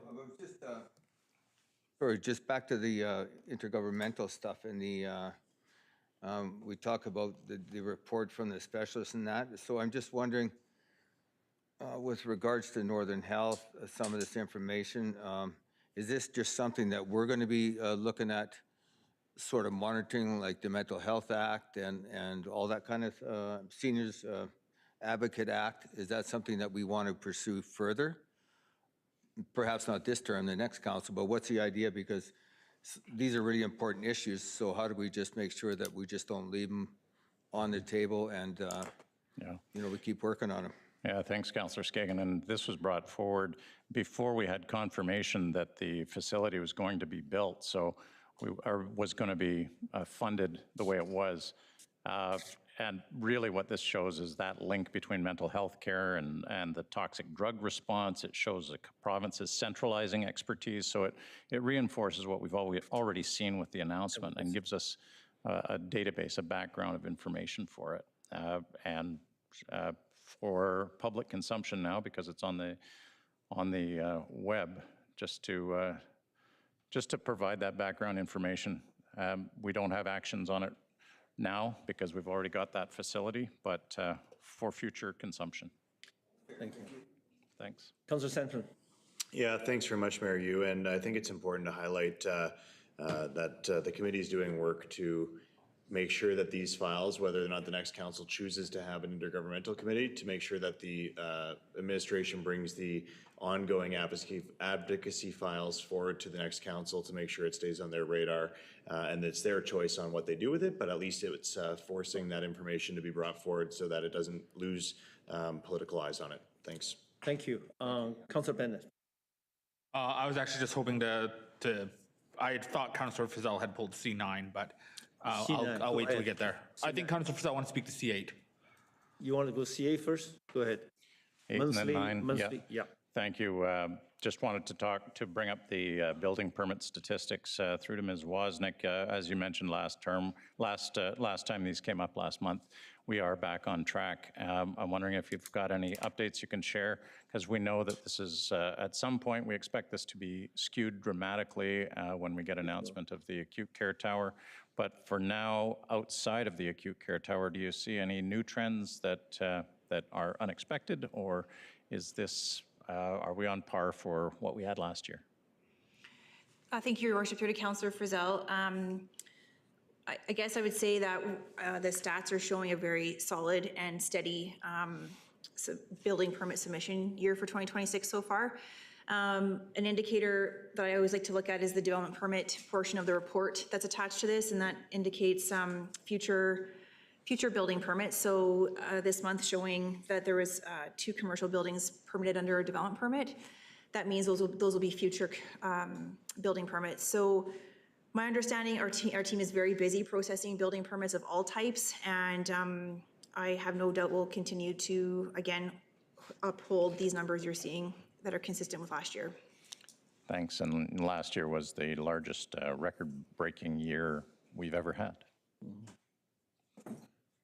That's correct, Your Worship. And just as a note, as we mentioned last time with these projects that are significant that skew the stats, I just wanted to point out for the year to date, still with the removal of those totals from the previous 2024 and 2025, we are exceeding those previous 2 years with our building permits year to date this Mayor, month. the builder confidence is strong. Yes. Prince George is growing despite everything. Thank you. C9, Councillor Bennett. And before you start, I just want everybody aware of the correspondent F6 to 8 also really is dealing with this file as well. Thank you, Councillor. Go ahead, Councillor. Thank you very much, Your Worship. And first off, again, just thank you to Councillor Frizzell and Councillor Claassen for bringing this notice motion forward. And thank you to Mr. Bera and everyone who worked on preparing this report. I think the report provided a really good amount of information to answer, I think, a very complex situation. I will say, I went back, because I still had some questions following this. I went back, kind of rewatched the video, and then reading the correspondence that we received that the mayor spoke to. And I think for me, still the big outstanding question is how are other municipalities kind of dealing with this? I recognize that while there was a lot of debate and conversation when the motion was debated, the motion itself didn't actually call for that work to be done. So that's not a criticism of staff to say, why isn't that included? But I think it's one area that I would like a little bit more information on. I don't know. I know I think as we look at the information, I'm looking at the letter from Mr. and Mrs. Hesse, as well as the correspondence from Mr. LaRue and Ms. Moore. I guess actually one of the recommendations that they made was to, is there an opportunity for staff to look at what other work or how other municipalities, especially those that I think have been outlined in this paper, to be able to address kind of this issue around existing covenants. So I think I see Mr. Babich perhaps wanting to jump in and respond. I was going to look for a motion to refer this back to staff for additional information, but I'll let Mr. Babich respond before I move that motion. Thank you, Your Worship. Through to Councillor Bennett. So the three municipalities that are referenced in the correspondence are City of Port Moody, City of Burnaby, and City of Coquitlam. So staff have reached out to City of Burnaby and City of Coquitlam and have received confirmation that neither of those municipalities enforce building schemes, private covenants where the city is not a party, and they do not require building schemes to be discharged, to be confirmed to be in compliance prior to building permit application moving forward. In other words, those municipalities are proceeding in the same manner that the staff report this evening is recommending that our community proceed.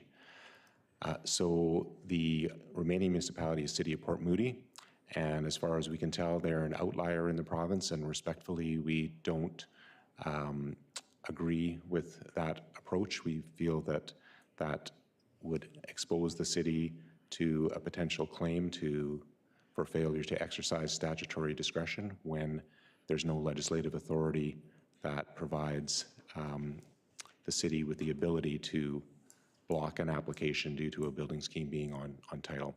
So respectfully, Your Worship, that's the one anomaly that we found, and we don't believe that it's appropriate for the city to move in that same direction. Happy to provide further information to council if that's required, but we thought we would bring that forward this evening. No, thank you for that additional information.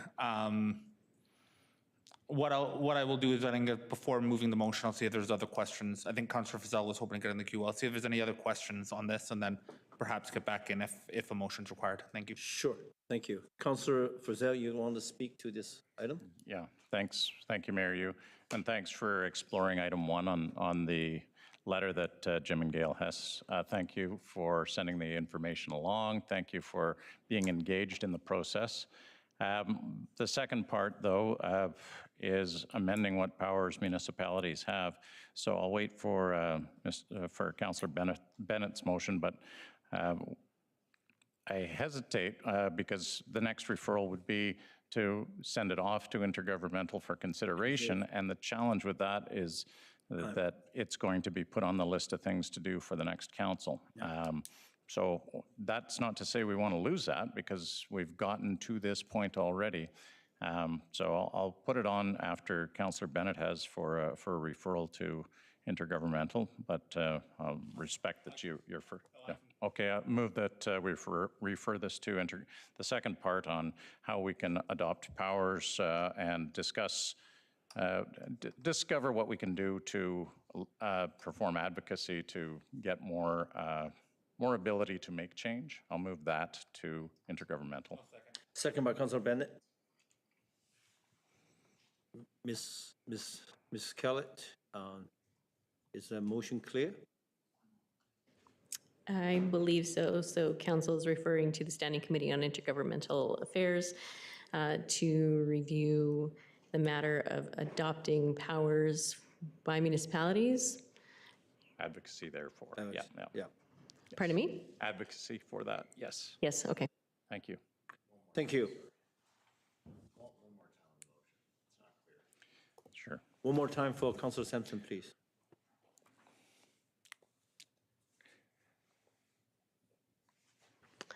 That council refers to the Standing Committee on Intergovernmental Affairs, the matter of advocacy for municipalities to have powers regarding private charges on title.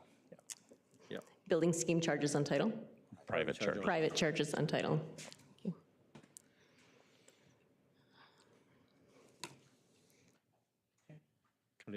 Thank you. You want, Councillor Ramsey, you want to speak on that? Thank you, Your Worship. Is this going to come back to council for a review of the advocacy, or is that for intergovernmental to take the advocacy away? My only concern is that when we open up the community charter, we get more than we want.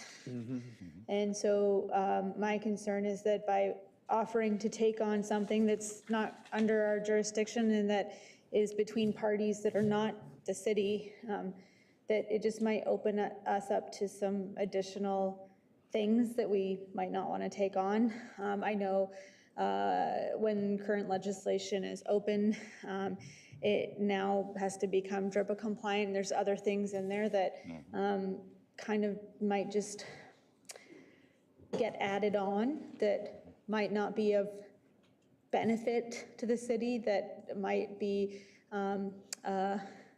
what's the opposite of downloading? We're uploading things from the province to ourselves, so that's just my only concern, is that we might inadvertently get something we don't want in doing this. I read through the report and I understand the issue and the frustrations. There was a line in the report, it says, only those parties to the contract are bound by the terms of the contract and can enforce the contractual obligations under the contract. And so if we are there to insert ourselves and do advocacy on this, what does that mean from a legal point of view, let alone from whatever else the province decides to tack on to that. So I just am maybe more hesitant to support advocacy on this until there's a clearer picture. If there was a checkbox on a development form saying, yes, there's a scheme on the property, just making the city aware, maybe that's a different piece, but I'm not going to support the advocacy on this because my fear is that this just might give us more than we're willing to take. So I understand the investigatory piece, but if this is not coming back to council for review, I just can't support it at this time, so. Mr. Ramsey, may I understand you propose to the intergovernmental take this piece away to study, but do not do the active advocacy until it brings back to the council for full council? Your worship, I think this needs to come back to council on what the advocacy ask is. Just to ensure. The other piece that I would prefer is that if this is going to intergovernmental, that there be some legal ramifications reviewed for taking this work on. So I would just, I don't want to support it, but if it is to be supported by council, I would just ask that those amendments be considered. Are you moving it as a friendly amendment or amendment right now? I'll put forward the amendments. Do I need a seconder? I need a second. Second by Councillor Skaken. I Could have I please amendment get on that the floor. amendment? I missed that, I'm sorry, I was. Thanks, Ms. Kellett. It's just that the advocacy plan be returned to council for approval and that the research include legal ramifications for the city. Thank you. Councillor Sampson. Yeah, thanks very much, Mayor. Is that amendment on the floor? Yep. Okay. I have similar concerns to Councillor Ramsey, I guess, not in that I don't accept the intent and the concerns being brought forward by through the motion and by residents who wrote in, the Hessies, thank you very much. My concern, I guess, is that we're asking the province to give us responsibilities that I'm not, just similar to Councillor Ramsey, that I'm not sure if we're prepared to actually take that on. I'm not sure if I'm excited to ask the province to give us more oversight on those pieces as it creates an obligation for us to fulfill it. So I'm not sure. Based on I'm seeing Ms. Kellett frantically put it on the screen, which I appreciate. But I'm not sure if I'm on side with engaging in advocacy on this at this point. The amendment does bring some comfort, however. Thanks. Thank you. I look at this piece. We are being asked to weigh into a private agreement. Fundamentally, that's what it is. It's yeah. We need a little bit more thinking and discussion before we move this piece to full advocacy to the provincial and government.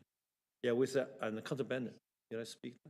Thank you very much. And I guess I can understand the concerns being shared and respect that, again, once you ask legislation to be opened, it kind of can turn into fair man's game for anything. You know, and again, I recognize this, the statement in the report that talks about the contract between, that this is a contract between individuals that don't involve the city. However, if we think about, I think, the issue that has been flagged through all of this, it's that there's also the agreement of when individuals are buying into a neighborhood, they're buying and understanding the covenants that exist within that neighborhood. So if all of a sudden builders are not, or developers are not able to honor the covenants that may be in that neighborhood when people have bought in, there's, I think, an understanding that that's then violating the contract that individuals had when they bought into that neighborhood. So I think that's the intent of this motion, is to understand what those ramifications are, not just on a lot that's being developed, but looking at the ramifications when these questions come forward on existing covenants in an area. Okay. I have a motion on the floor. Councilor Perillo, you want to speak to that? Yeah, with the amendment, I think I'm comfortable to support it. Okay. I understand the concerns, and I really appreciate the added information from Mr. Babich about the research had been done on 2 other peer communities. That, to me, is new information that we heard tonight. So I think with the amendment, I'm prepared to support it and see where we go, and it's coming back to council, and then we can decide whether we want to pursue it or not. It might be next council. Okay, with that, I'm going to call the motion on the amendment. All in favor of the amendment? Oppose? Carried. Main motion on the floor that the council refers to the Standing Committee on Intergovernmental Affairs, the matter of advocating for municipal authority regarding private charge on title. All in favor? Main motion is As amended. Amended. Yeah, amended passed. Yeah. Oppose? Carried. Thank you. I need a motion to receive as information C129, C9. Moved by Councilor Perillo, second by Councilor Bennett. All in favor? Oppose? Carried. D1, major project federal focus. Councilor Frizzell, would you like to introduce the report? Thank you, Mayor Yu, and thank you again to the Standing Committee on Intergovernmental Affairs. We have developed the major projects federal focus, and we are presenting that for your consideration.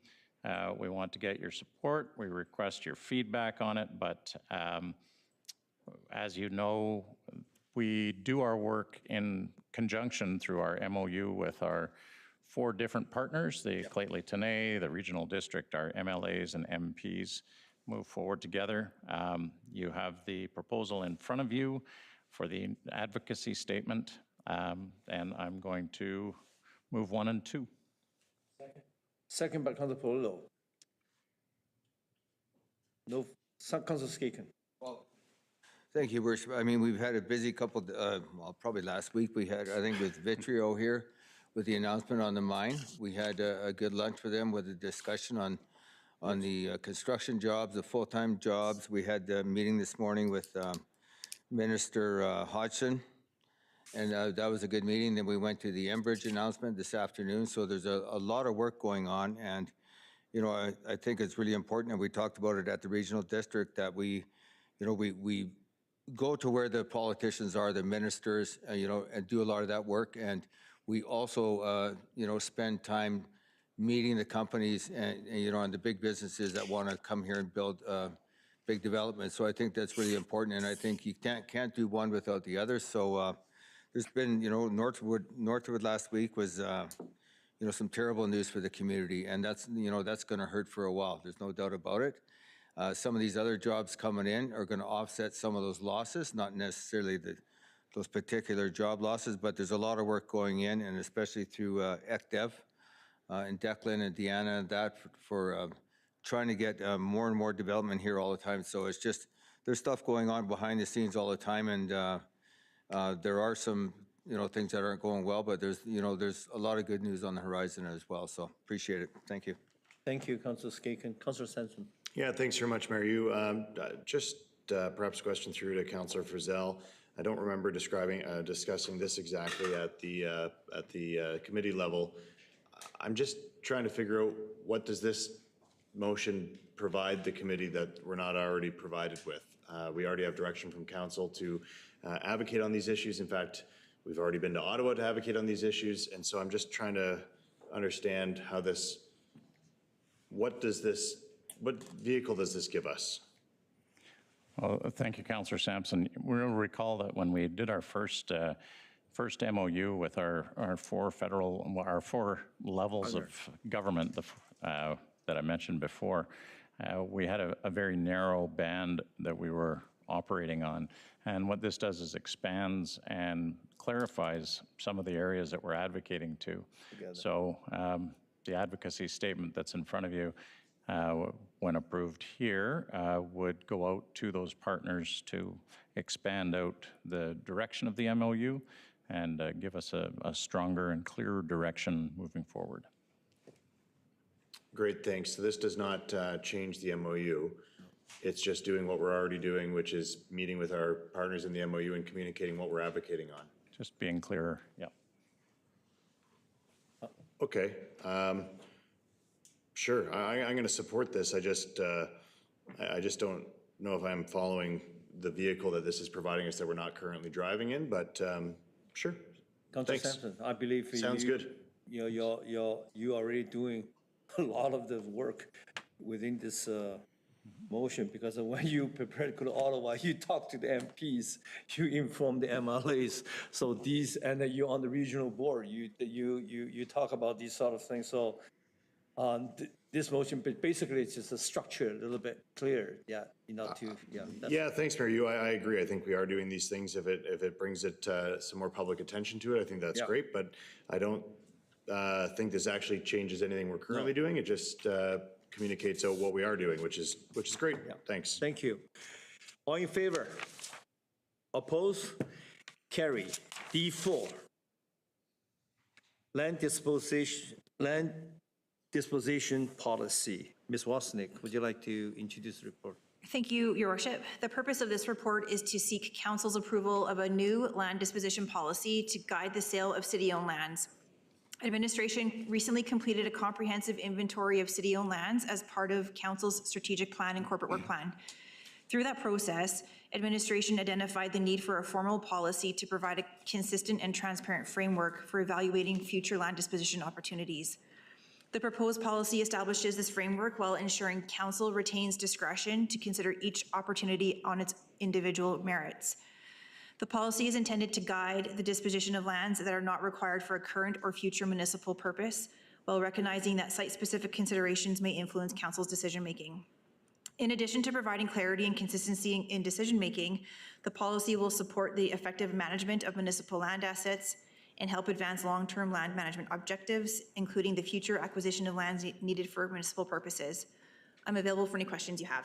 Thank you. One question. So based on my understanding, so when we as a municipality dispose a piece of a land and we might be approached by a interested party, we're dealing with it on a case-to-case basis. And then the final decision rests with the council. And if the council and the future council would like, they can choose to perhaps using the method of auction that piece of land to get the highest price and for usage. How that work? Your Worship, so the intent of this policy is, again, simply to provide that consistency and clarity, transparency to the public as well as administration and council on when we are looking to dispose of city-owned land, what the policy objectives would be that we would consider. So you're correct that based on a property, if it meets a certain threshold of value, that would come to council for decision and direction to administration to proceed or not proceed with that purchase or sale. Did that capture your question, or did you? I'm not, Your Worship, I'm not sure about the, your comments about. Auction? Yes, like going through different methods of land, because as you're aware, council can consider land sales less than fair market value, but there would be, again, council decision and then rationale behind that. Yeah. Fundamentally, to the public understand, the final decision rests with the council, and we are the custodian of the public property. So we want to get the best value and best usage out of it. So that decision at the end, with your recommendation, rests with the council. That's my understanding. That's correct. That's correct. Thank you. Councilor Purcell. Thank you, Mayor Yu. And I'm going to move this forward. And if there's a second on approval, just wanted to say to Councilor Skaken, you probably remember back in the 08 to 11, Councilor Stoltz brought forward motions to look for properties for sale, and then Councilor Sampson brought it forward in 14 or 15, so 19, thank you. So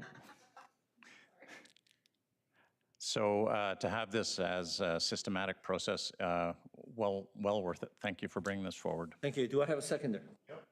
Second by Councilor Sampson. Councilor Skaken. Briefly, Your Worship. So definitely, and I think Ms. Wozniak touched on it, there could be a, I don't know if you call it a unique circumstance. I'm trying to think if it was maybe Studio 2880 or there could be other developments where someone is, has a business or say a nonprofit located on a couple parcels, but want to get the other parcels. So there could be negotiations in that. So it's not necessarily that we're going to put it on the open market. But we, from my perspective, we get a fair market value for that property, and it helps build into, the development in the areas, so to speak. So, but again, Mayor Yu, I agree. It's up to council at the time, and just selling a chunk of land is not just a simple thing. There are lots of things to consider from a municipal perspective. Thank you. Thank you, Councilor Skaken. Councilor Ramsey. Thanks, Your Worship. I don't know if it already got asked because I was laughing at Councilor Frizzell's comment.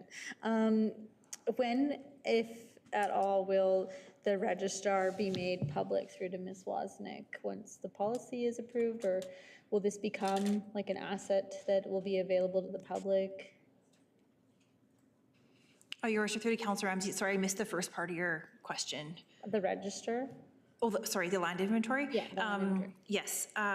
So that right now, we've, as I mentioned, completed that project and have a very high-level overview of approximately, let's see here, just over 208 parcels that would be identified as being potentially saleable. No.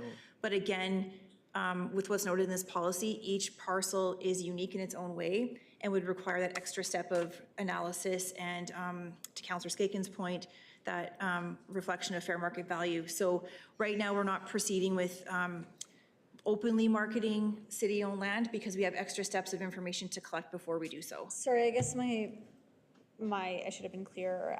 My position wasn't to list the parcels or the fair market value. It was just, are we going to make available properties in the city's inventory so that if developers or other parties are interested in them, they at least have an idea of what parcels we have available? Oh, thank you for the clarification, Your Worship, through to Councillor Ramsey. So honestly, this is how we have administered land sales historically and typically through our department. However, it's never been formally through a policy directive nor an inventory. So with wrapping all these properties into an inventory, what remains somewhat the same is that individuals can approach the city and inquire about certain lands, and we can provide them guidance now from a centralized document. We're not intending to post that because that could end up being a bit cumbersome for our two-person team to take on to administer. So right now we'd like to proceed with continuing with customers or residents who are interested in city-owned land to contact the department, and we can guide them from that stage. And so will there be a complementary procedure developed internally to make sure that every customer that comes to the city is getting the same treatment, the same access to information? Is there a request going through a process similar to other requests?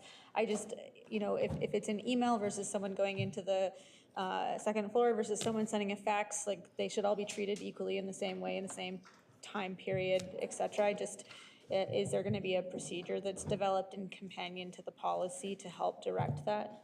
Your worship, that's correct. We have one somewhat built, but yes, it will be refined to reflect the policy and procedure you've just outlined. And as just a quick note, the city-owned parcels, these aren't secret. They are on PG map under a layer titled city-owned parcels. So if people want to view it through a map, they could certainly do that and then contact the division to discuss further. Okay, thank you. I think when we had started this discussion long ago, it was that, you know, so-and-so didn't know the property was available, and if they had, they would have put an offer, and, you know, just wanted to make sure we're trying to find a way to get around, like, it being more exclusionary and more inclusive. So kudos to staff. This is a ton of work. And it's really great to see things that we've been discussing for like the last 7 years materialize, and it seems to be all at the same agenda. So you guys have definitely been pumping it out. So thanks to you, Ms. Wozniak. Thanks, Mayor Yu. Thank you. Councilor Sampson. Yeah, thanks very much, Mayor Yu, and Ms. Wozniak, thanks very much to you and your team for the great deal of work that's gone into this, tremendous amount of work. I'm supportive. I'm going to vote in favor. A couple things that came to mind was how much land we do own and how we manage it is extremely important. And not just that, but how do we have that fair process for disposing of lands and managing that inventory of land, and how we make it accessible and fair to folks who are interested. A couple things that came to mind. One, to Councillor Frizzell's point, it was reminiscent of a motion I brought forward in 2019, which I'm excited about. Obviously, there was maybe different appetite for it at that time, and so I'm hopeful that this will move forward as it should today, with a great deal of work done by staff to make it get it to a place where I think it's going to really help us move forward. Looking ahead. Couple thoughts I had. One piece was we mentioned strategic in there, but there's no real definition of what strategic is when it comes to what lands are strategic for the city. So I'm wondering, obviously it's early, but how can we put some confines to that word without maybe overly confining that word, so we have a better understanding of what we consider strategic. Another question I had was on the proceeds.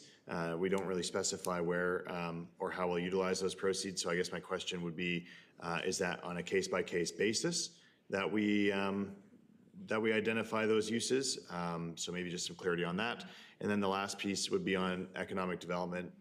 How can we utilize this policy to support our strategic, maybe that's part of it, priorities economic development wise, and not just for city priorities? Or am I maybe oversimplifying city priorities to not include the economic development priorities? So how do we define strategic, what we'll do with the proceeds, and is the ECDEV priorities piece considered as part of city priorities in the policy?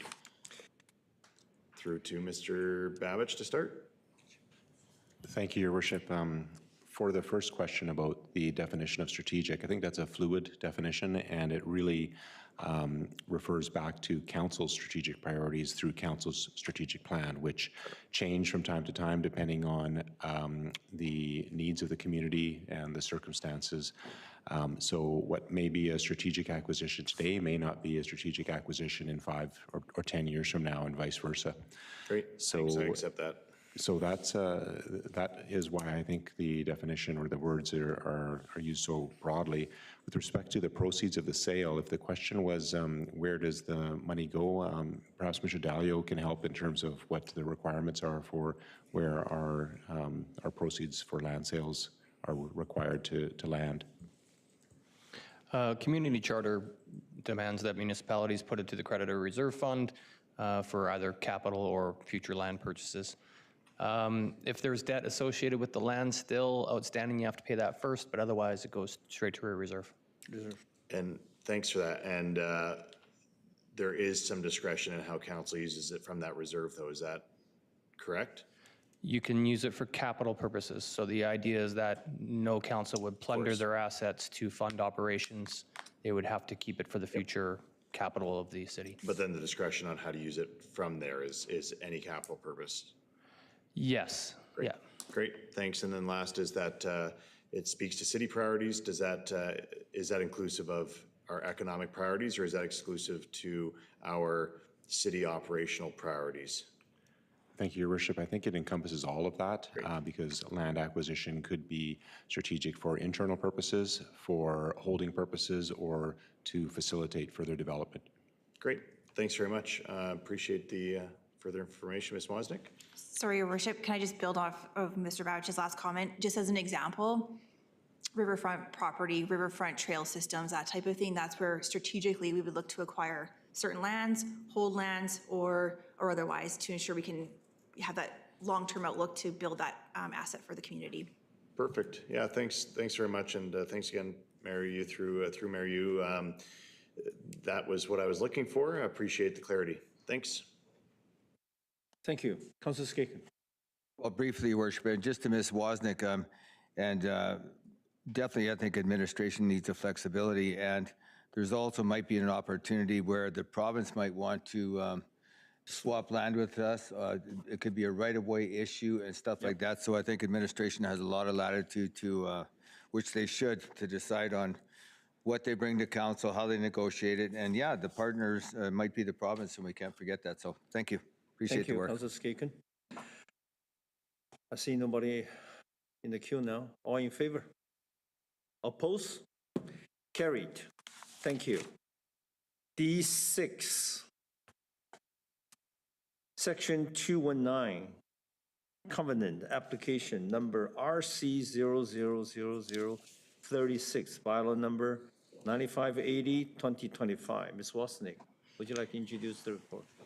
Yes, thank you, Your Worship. The applicant has applied to discharge a Section 219 covenant from the legal title of 824 LaSalle Avenue to allow the development regulations of the RM4 multiple residential zone to prevail. Your Worship, the covenant was placed on title through a rezoning bylaw in 2012 when the subject property was rezoned from RS2 single residential to RM4 multiple residential to ensure compatibility with the surrounding neighborhood, specifically related to building massing, height, and density. Currently, the covenant restricts buildings on the property to a height of 10 meters and 2.5 stories, a density of 65 units per hectare, and the form and character shown in accordance with the drawings attached to the covenant. Administration is not supportive of discharging the covenant as the development regulations of the RM4 zone would allow for a height of 12 meters and 3 stories compared to the 10 meters and 2.5 stories currently permitted under the covenant. Further, it would allow 10 dwelling units on the property compared to the 7 units currently permitted under the covenant. Administration considers this level of development inconsistent with the surrounding neighborhood and the intent of the small-scale residential OCP designation. Administration is also concerned that development of the full RM4 density could present challenges in meeting zoning and development permit regulations, potentially leading to future variance requests. As the discharge of the covenant does not align with the OCP's future land use plan policies and is not compatible with the existing neighborhood character, administration recommends denial of the application and is available for any questions you may have. Thank you. Councilor Skaken. Thank you, Your Worship. I can understand administrations, but I'm going to move we grant first and second reading to the City of Prince George Restrictive Covenant Discharge Bylaw 96/2024. Second by Councilor Ramsey. That's all I got. Thank you, Your Worship. Councilor Ramsey, you want to speak to the motion on the floor? I was just going to do the exact same thing Councillor Skaken did. I think there's our RM4 right down the street that we had looked at. I used to live in this area. It's 3 units, so I just think it would behoove us to pass Thank this. you. It's really inconsequential. So. Councilor Perillo. I would agree, and if you actually look at the letter sent by the applicant, if he hadn't entertained this covenant many years ago, with the current legislation and zoning, he could build 12 units. So, yeah, I don't believe it to be a substantial change, and I appreciate staff is working with the policy that we've set. So, but from time to time we deviate it from, and I think this is a case where we should. Thank you, Councilor Perillo. Just want to remind everybody the change is from 2012. 14 years is a long time. A lot have happened. We now have a Bill 44. We're talking about 2 meters of extra heights only, which is length of my body, and increase the heights basically 2.5 story to 3 story, and most likely increase the unit about 3 to 4 in this case. I have not seen the design, but I personally knows the developer. The project he have been involved in the city is always beautiful, classic. And I will highly recommend my fellow councilors to support the motion on the floor. With that, all in favor? Oppose? Carry. Councilor Sampson. Yeah, thanks, Mayor Yu. I just wanted to jump in. I had similar thoughts to Councilor Ramsey. I appreciate administration's analysis on this and based on our current policies, but don't see it being restrictive based on same points as Councilor Ramsey. I did want to stress, though, I decided to jump in. I'm making this based on the land use and not based on the other developments of the owner of the land. This is based on the use of the land and not on his other developments. I think that's important to stress and that we don't vote on that, as you mentioned. Thanks. Thank you. Yeah, we call a question. All in favor? It's already passed. Yeah. Opposition? 0. Thank you. D7, zoning bylaw amendment application number REZ 100877. Application from Mr. Gio. Ms. Wasnick, would you like to introduce the report? Your worship, the applicant would like to rezone 7290 Tony Road from RS1M suburban residential to RS2M single residential as shown on Appendix A to bylaw number 9626. The purpose of the rezoning is to facilitate a 2-lot subdivision. Currently, there is a manufactured home on the southern portion of the property. Through the subdivision, it is the applicant's intent to keep the manufactured home on the southern lot, while the newly created lot to the north would be vacant and available for future development. Administration supports the proposed rezoning as it's consistent with the policy direction of the OCP and is not expected to negatively impact the surrounding neighborhood. Your worship, I'm available for any questions, and as well, I believe there's a letter of correspondence included in the handout package this evening regarding this bylaw.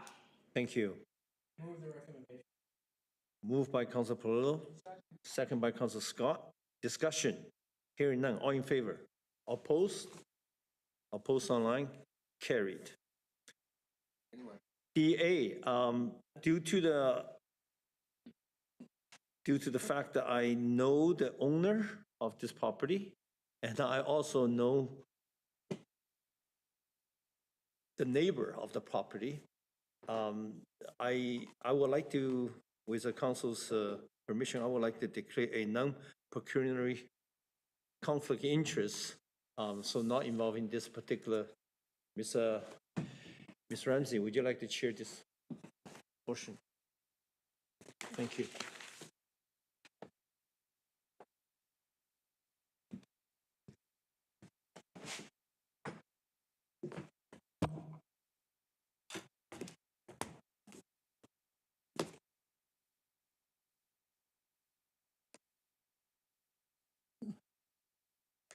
Apologies, just let me.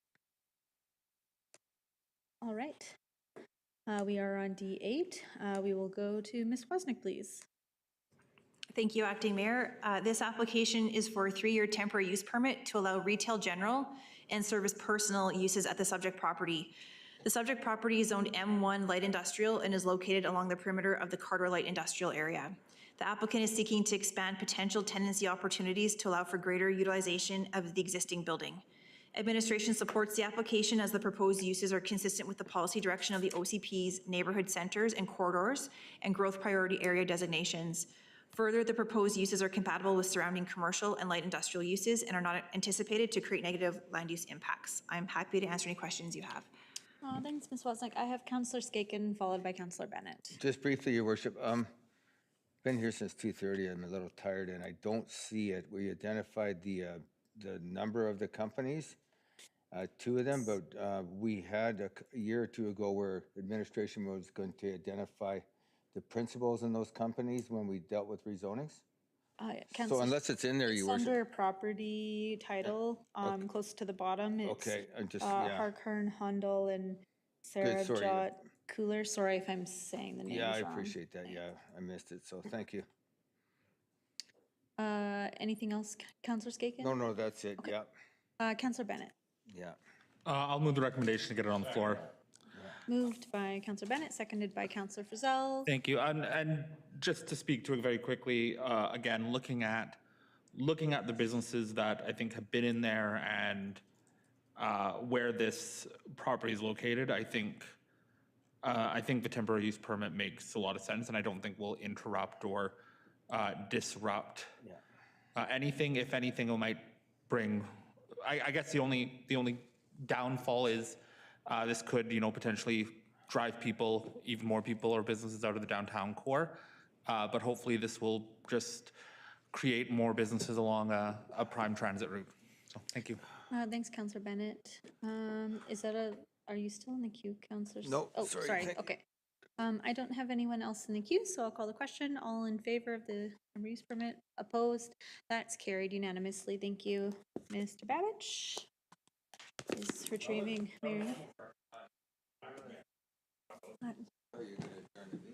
Well, I can if you really want me to. You drop a gavel, if not.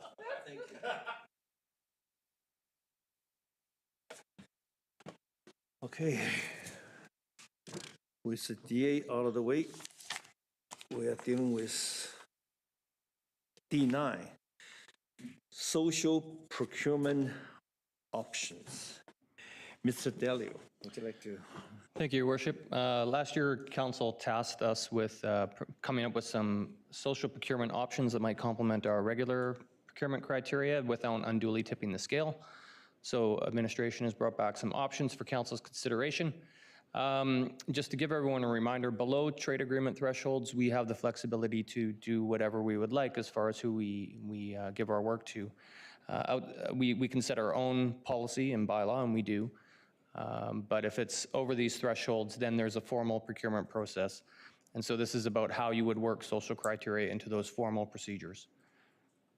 The report is structured in a way where option 1 kind of dips your toes into the water, option 2 kind of wades you waist deep, and option 3 is a full swim. So I'll kind of walk council through the 3 options, and then, and of course there's always a 4th option, which is do nothing.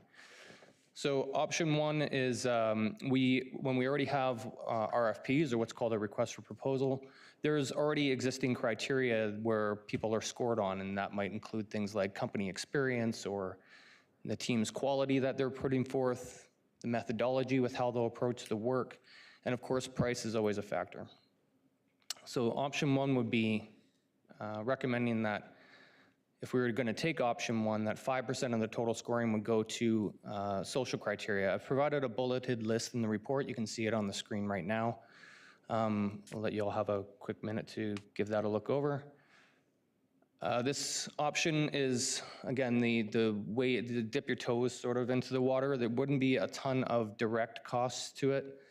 Our procurement bylaw or policy, for example, wouldn't need to be amended. The only thing we might want to do is just maybe have a quick legal look at how we would approach it to make sure that we're on board with procurement rules and trade agreements.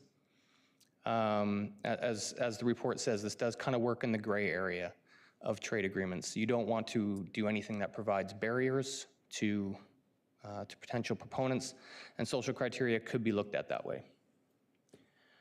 Option 2 would be to expand the social criteria to what we would call our tender solicitations.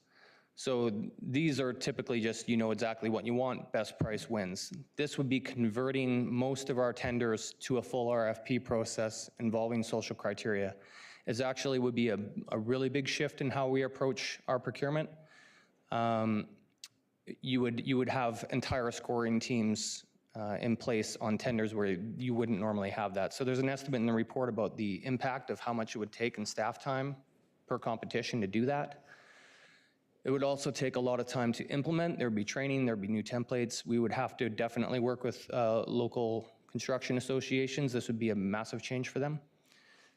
And then option 3, I didn't want to not include this, so there's an organization called the British Columbia Social Procurement Initiative. They've got a small membership so far, relatively speaking, to the province, but their whole, what appears to me, their mission seems to be to fully integrate. And so this would be about putting it all the way through your procedures, policies, even purchases below threshold would consider it in some way. There would be a membership fee based on our population. I don't know exactly what that membership fee is, but they do provide some services. And option 4 is, of course, the do nothing option. I'm actually recommending this option to you, Council. It's not common practice in local government. There is a cost to anything that we do where we put more criteria on, whether it be staff time or straight up direct costs.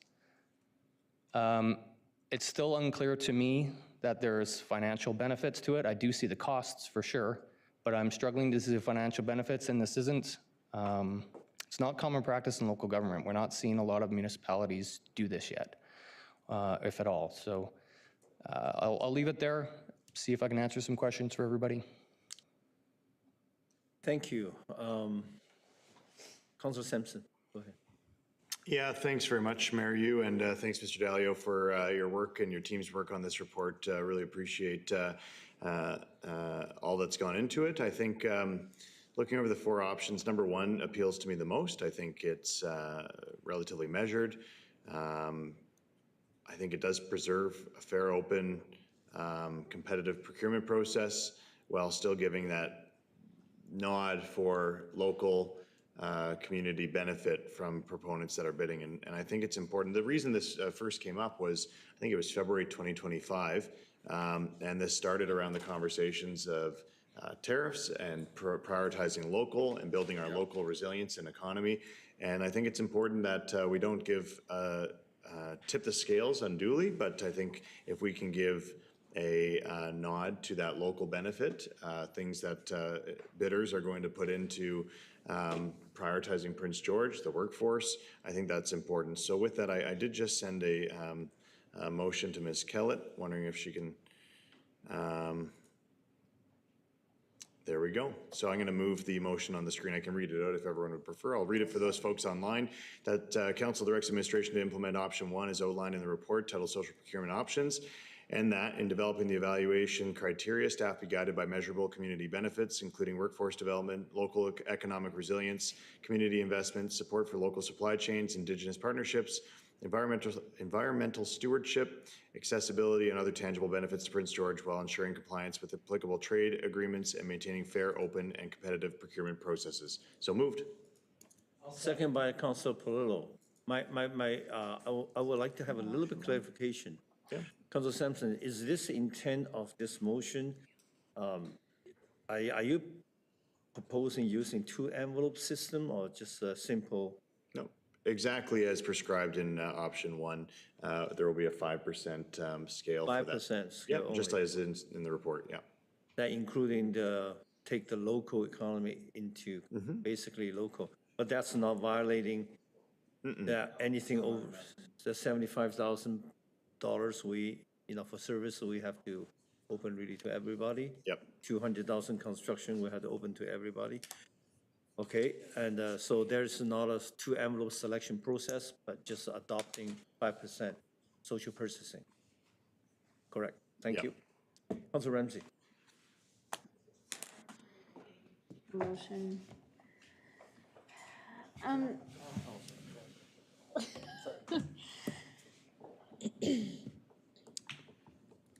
I've had a few, Your Worship, I've had a few residents, not very many, ask about social procurement. So I would say the interest in it is maybe limited.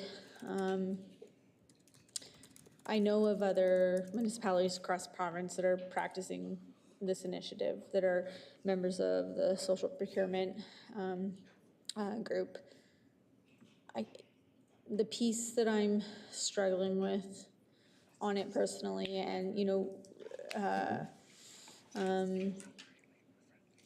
UBCM just reviewed its investments last week. And, you know, when you're looking at those sorts of portfolios, you kind of ask yourself the question on the cost of supporting social, environment, governance, ESG type principles. And there is a cost to it.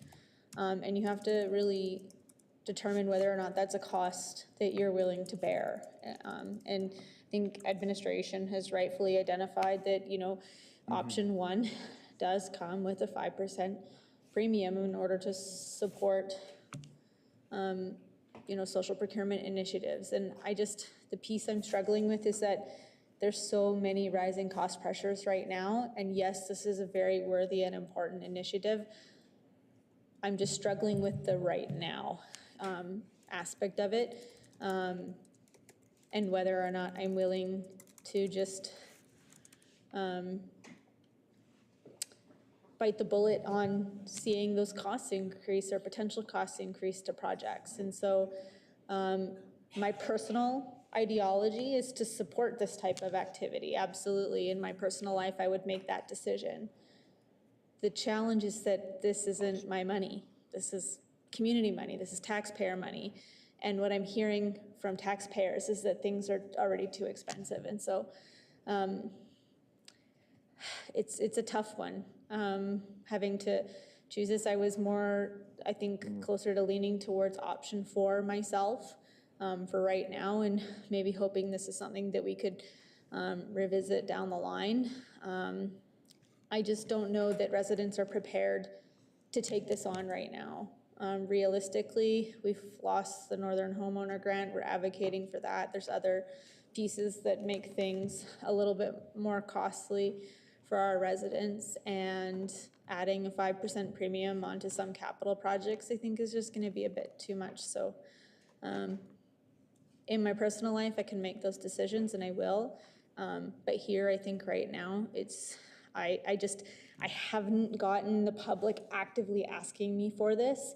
And so my guess is that if I've had very, very few comments on it. And so I'm just really, unless my colleagues can provide more compelling, you know, they've had, you know, hundreds of people coming asking for this. I think right now I'm a no on this, unfortunately. So thank you. Thank you. Councilor Skegan. Well, thank you, Worship. Just, I appreciate this. There's going to have to be some written criteria to define what measurable community benefits are, workforce development, local economic resilience, community investment. I think this is almost as onerous, other than the 600 hours in option 2. So what I want to do, I think the new council needs to decide this. I don't even know if administration would be able to come back with this in 2026, your worship. So am I able to move that this be postponed until the first meeting in December? Ms. Kellett? Pardon me, yes, to the first meeting in December, that would be. And if I can get a seconder? Second. I think, your worship, I don't know, well, I don't think administration can tackle this, and I think the new council will need to decide on their own whether or not they want to support this, as opposed to it possibly coming back to them already in force. So I just put that out there, your worship. A lot of work. I like the idea, but I think the next council needs to decide. Thank you. Thank you. So the date you propose is December? December 14th. December 14th? Yeah. Okay. Thank you, Councilor. Councilor Bennett. Sorry, Yes, can I just ask a quick point of clarity? When I read the motion on the screen, I'm unclear as to what the difference is between this motion and what's already defined in option 1 in the report. So just to make sure that I know what the difference is, I was hoping that could be explained. For me, as a chair, I want to read this motion. The motion on the floor is to postpone this motion so that it should just proceed without debate. I understand. I'm talking about what's on the screen. But what's on the screen is no longer relevant. We're discussing postponing this motion. So that should be decided before any further discussion or debate. No discussion further, okay. I have a motion on the floor to defer this matter to December 14th. Postponement. No, just postpone altogether. for the next council? Yes, it's postponed to December 14 is the motion. Okay. I would like to speak. This, we Your discussed- worship, I'm sorry, we do need to have, call the question on the motion to Motion postpone. first, There can be okay. no further discussion regarding Okay. this motion. Defer to December 14th. All in favor? Oppose? So what happened? 4-4? 14. So that's defeated. Main motion's on the floor. So now I can discuss the main motion, yeah. No postponement. Yeah, post, We do the vote again? Could I have the hands opposed, please? I had 4. yeah, 4.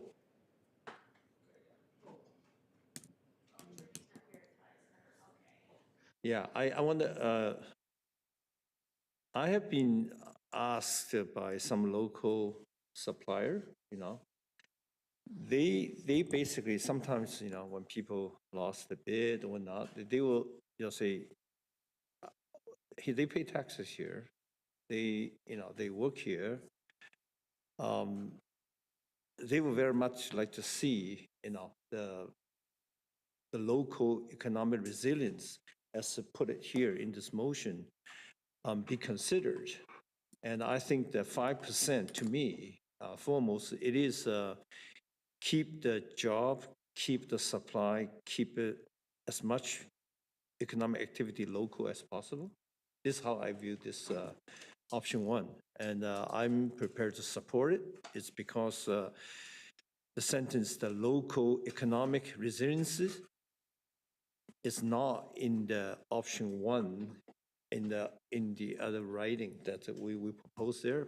But this motion, I'm answering Mr. Delio's question. To me, that's the one word I think is a standout for me. Local economic resilience, and that to me is give a local business 5% advantage.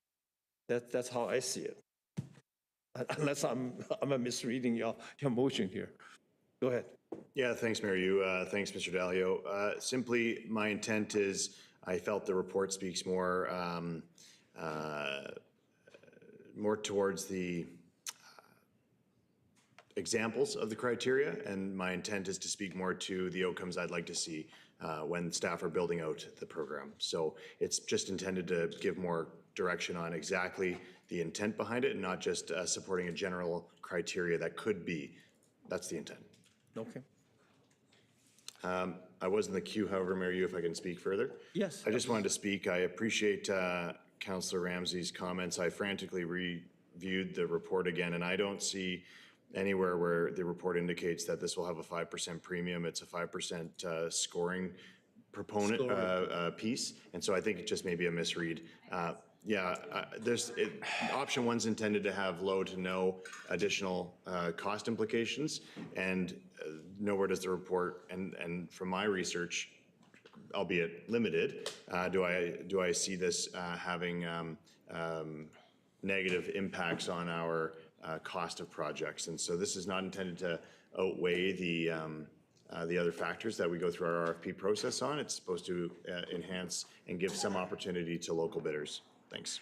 I think I would like to speak once just to something. When we say that there'll be minimum cost impact, I meant strictly from the staff time side of things. I see. There is still potential where scenarios might cost the city more money. I'll give you one, which is the living wage example that's in the report.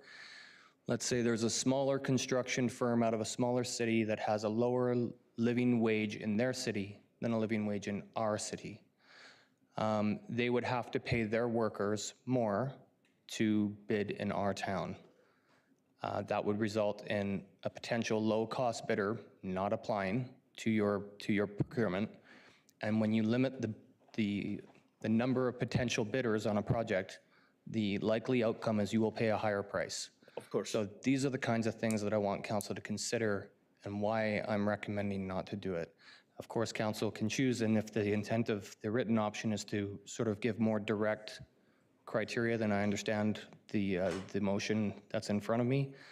The local benefit in particular, I will be getting legal advice on because there are foundational principles in the trade agreements that I am wary of. Yeah. And that becomes an issue.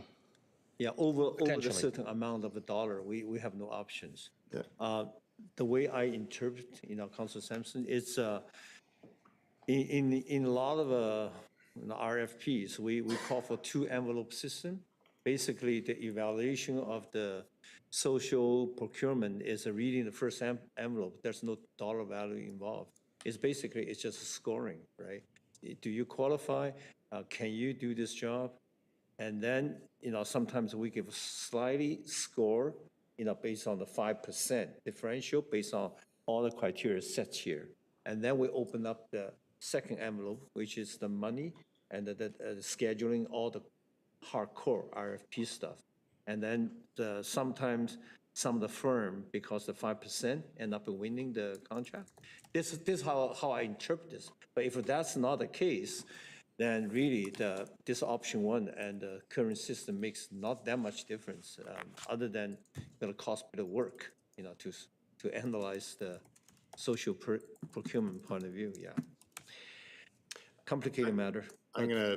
Thanks, Mayor. You jump back in response to what I was saying. Respectfully, I don't see how 5% is going to stop people from looking at projects in the city of Prince George. This is intended to give a slight consideration for the local benefit of Prince George and not taking local money and taking it immediately out of our community. And I'm slightly conflicted. This was referred in February 2025, and I guess I just want a little bit more clarity. If administration has to go get legal advice now, why was that not done when the report was created recommending option one? I still haven't been given direction to actually do it yet. And so once I know council has real investment and interest in this option, then I would go get the legal advice. I see.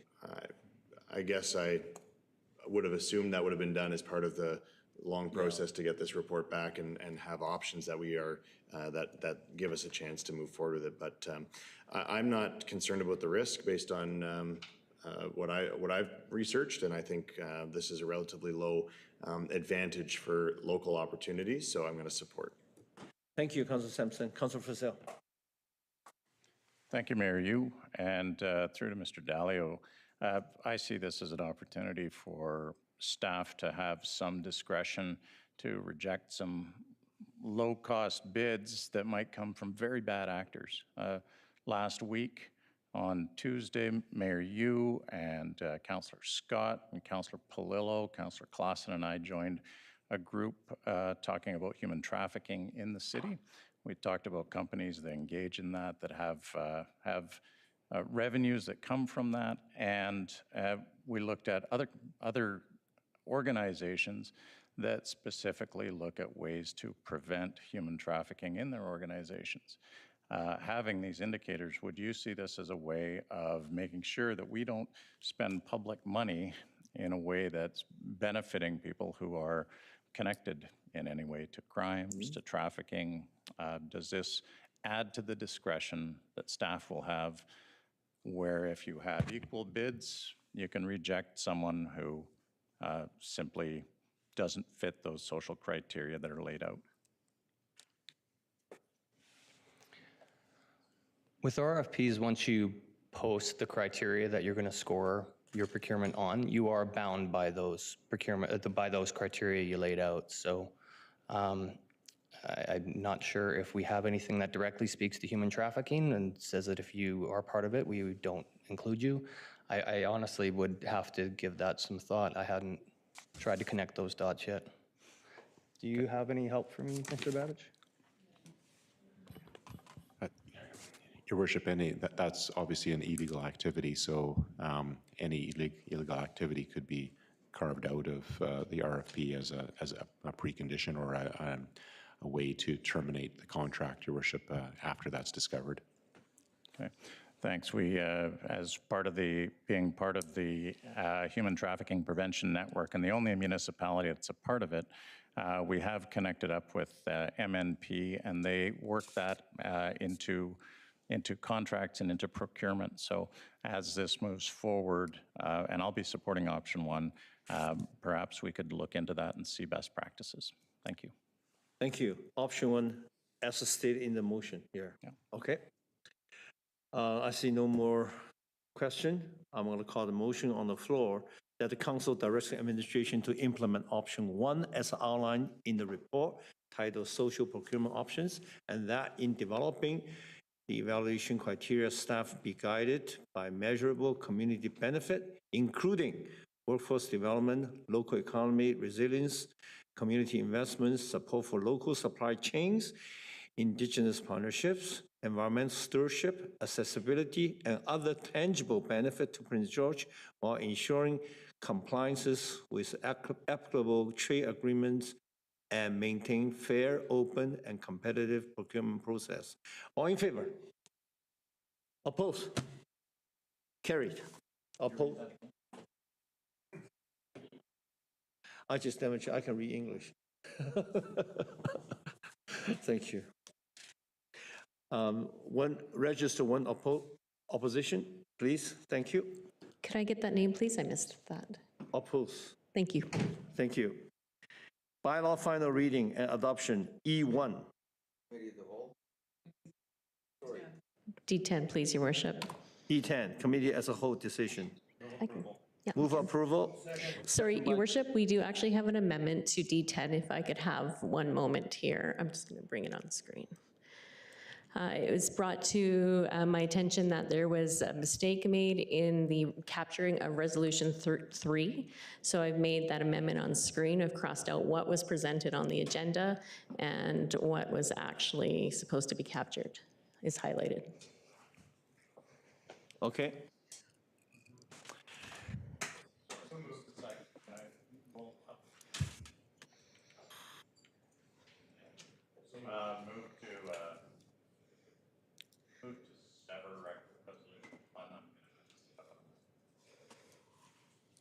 Okay.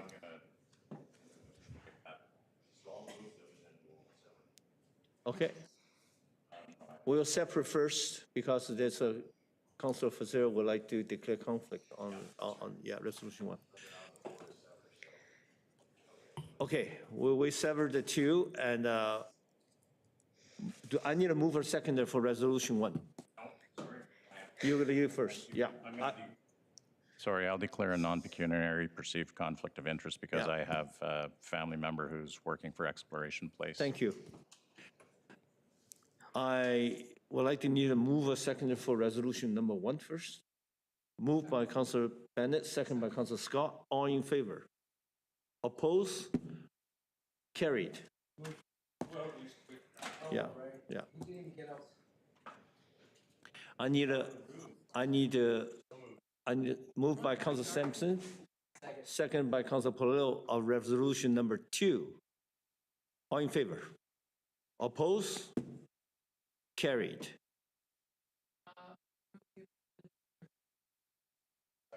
Second by Councilor Sampson. All in favor? Oppose? Oppose online? Carried.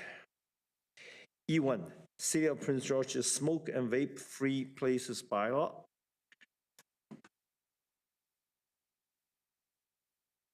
Councilor Ramsey. Just through to Mr. Deppino, I think we had discussed this previously, but can you just reconfirm, because there has been some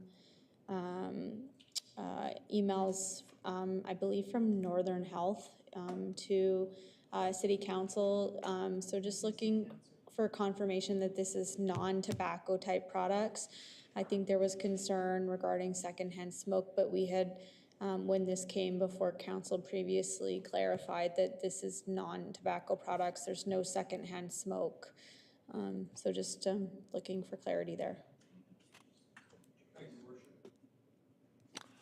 Thank you, Your Worship. Through to Councillor Ramsey, I can confirm that this is contemplating non-tobacco products. However, with any product that generates smoke, whether that is tobacco or otherwise, there is the possibility of some level of secondhand smoke, but I do confirm this is not contemplating tobacco products. Okay, thank you for that confirmation.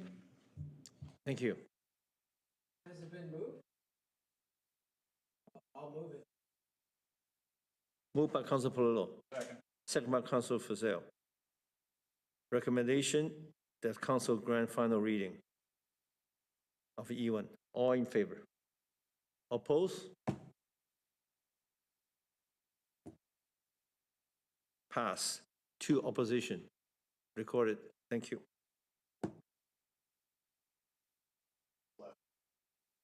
Pool F2, Councilor Sampson. Move, go ahead. Yeah, thanks very much, Mayor. You just want to move the recommendation to support Spruce City Wildlife. They've done a tremendous work in our community for over 55 years, and just want to appreciate their efforts and support their application. Second by Councilor Fussell. All in favor? Oppose? Carry. I'm going to put F4. This is a recommendation that Modular BC, the request for a letter of support and also a small financial contribution, if we can, for their final submission to get the NRC for the Alliance grant. I believe that's what it is called. Thank you, Your Worship. Yes, if we could have staff please pull the correspondence on the screen, please. So it appears that this organization is looking for a letter of support as well as a contribution of $5,000 per year for 2 years. Your Worship, I don't think there's a motion on the floor yet, but perhaps Mr. Dalio can provide confirmation that if council does wish to support this initiative, that the appropriate funding source be council contingency. So I'm seeing Mr. Dalio nod. If that's council's desire, then that would be the appropriate funding source for this, Your Worship. So because we consider 2 years, this will require the next council also to approve this, or this it just carries through?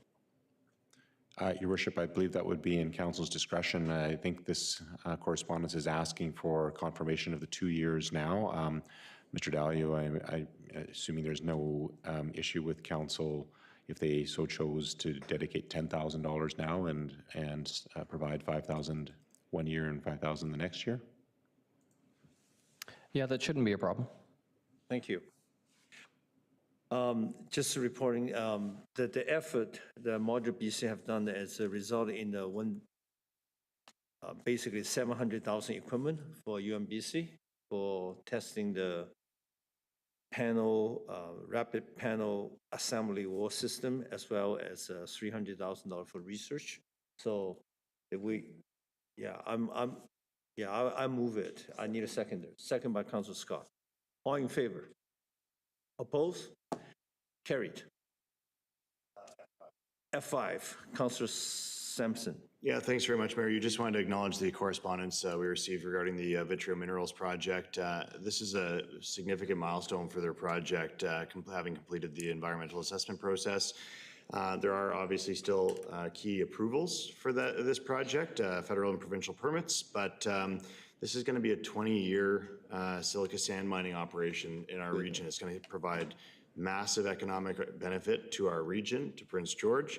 And the thing I wanted to pull this foremost is not just to highlight how significant this is to our economy, but this is a major proponent that didn't come into Prince George offering and promising big things and then maybe not fully committing. They came in, they 100% committed to Prince George before the approval. They've set up an office, they've done the work, they've sponsored a tremendous amount of community events. They are committed to PG and they're going to see it through. And I just really appreciate that type of investment in the community rather than coming in and rocking the boat and hoping for the best, but not really truly investing. These folks have shown how it should be done. They're coming in and being part of the community and having confidence that their project will receive the environmental, which it has now, and the permitting process, which it will. So this is going to be a huge opportunity in Prince George, and just congratulations to the folks at Vitrio for their work and their job well done. Thank you, Councilor Sampson. Yes, Councilor Skegan. Yeah, briefly, we attended the lunch last week. I think there were several of us there. PowerPoint presentation. We had a good discussion. I think we met them at the Resource North conference or whatever it was in January. And yeah, our economic development team was there. And I think just one last thing, we've talked about it at the regional district, when we get these types of invitations, and I don't know if it's incumbent upon us to say invite the RD, but I think the regional district could have sat in on that meeting as well, because it's all going to happen in their region. But yeah, I really appreciate the work. You know, and they talked about they either get the sand some of the sand for this business in Alberta, or they have to ship it up here from Wisconsin. And it's going to be happening right here in the north. So thanks. Thank you. Councilor Fussell. Oh, thank you, Mayor Yu, and thanks, Councillor Sampson, for bringing this forward, because this is significant. 290 jobs coming, and the leader committing to living here, having his family here, and moreover, having staff living in Prince George and busing back and forth to work. This is big. Perfect timing. Thank you. Thank you, Councilor Fussell. This is what the successful investments look like. They came, they saw, they become Prince Georgian. That is the end we like to see. With that, I will need a motion to adjourn. Move, second by Councilor Ramsey. Oh, yes. Receive, move, second by Councilor Ramsey. Receive the correspondence. All in favor? Oppose? Carry. Motion adjournment, Councilor Polillo, second by Councilor Bennett. All in favor? Thank you.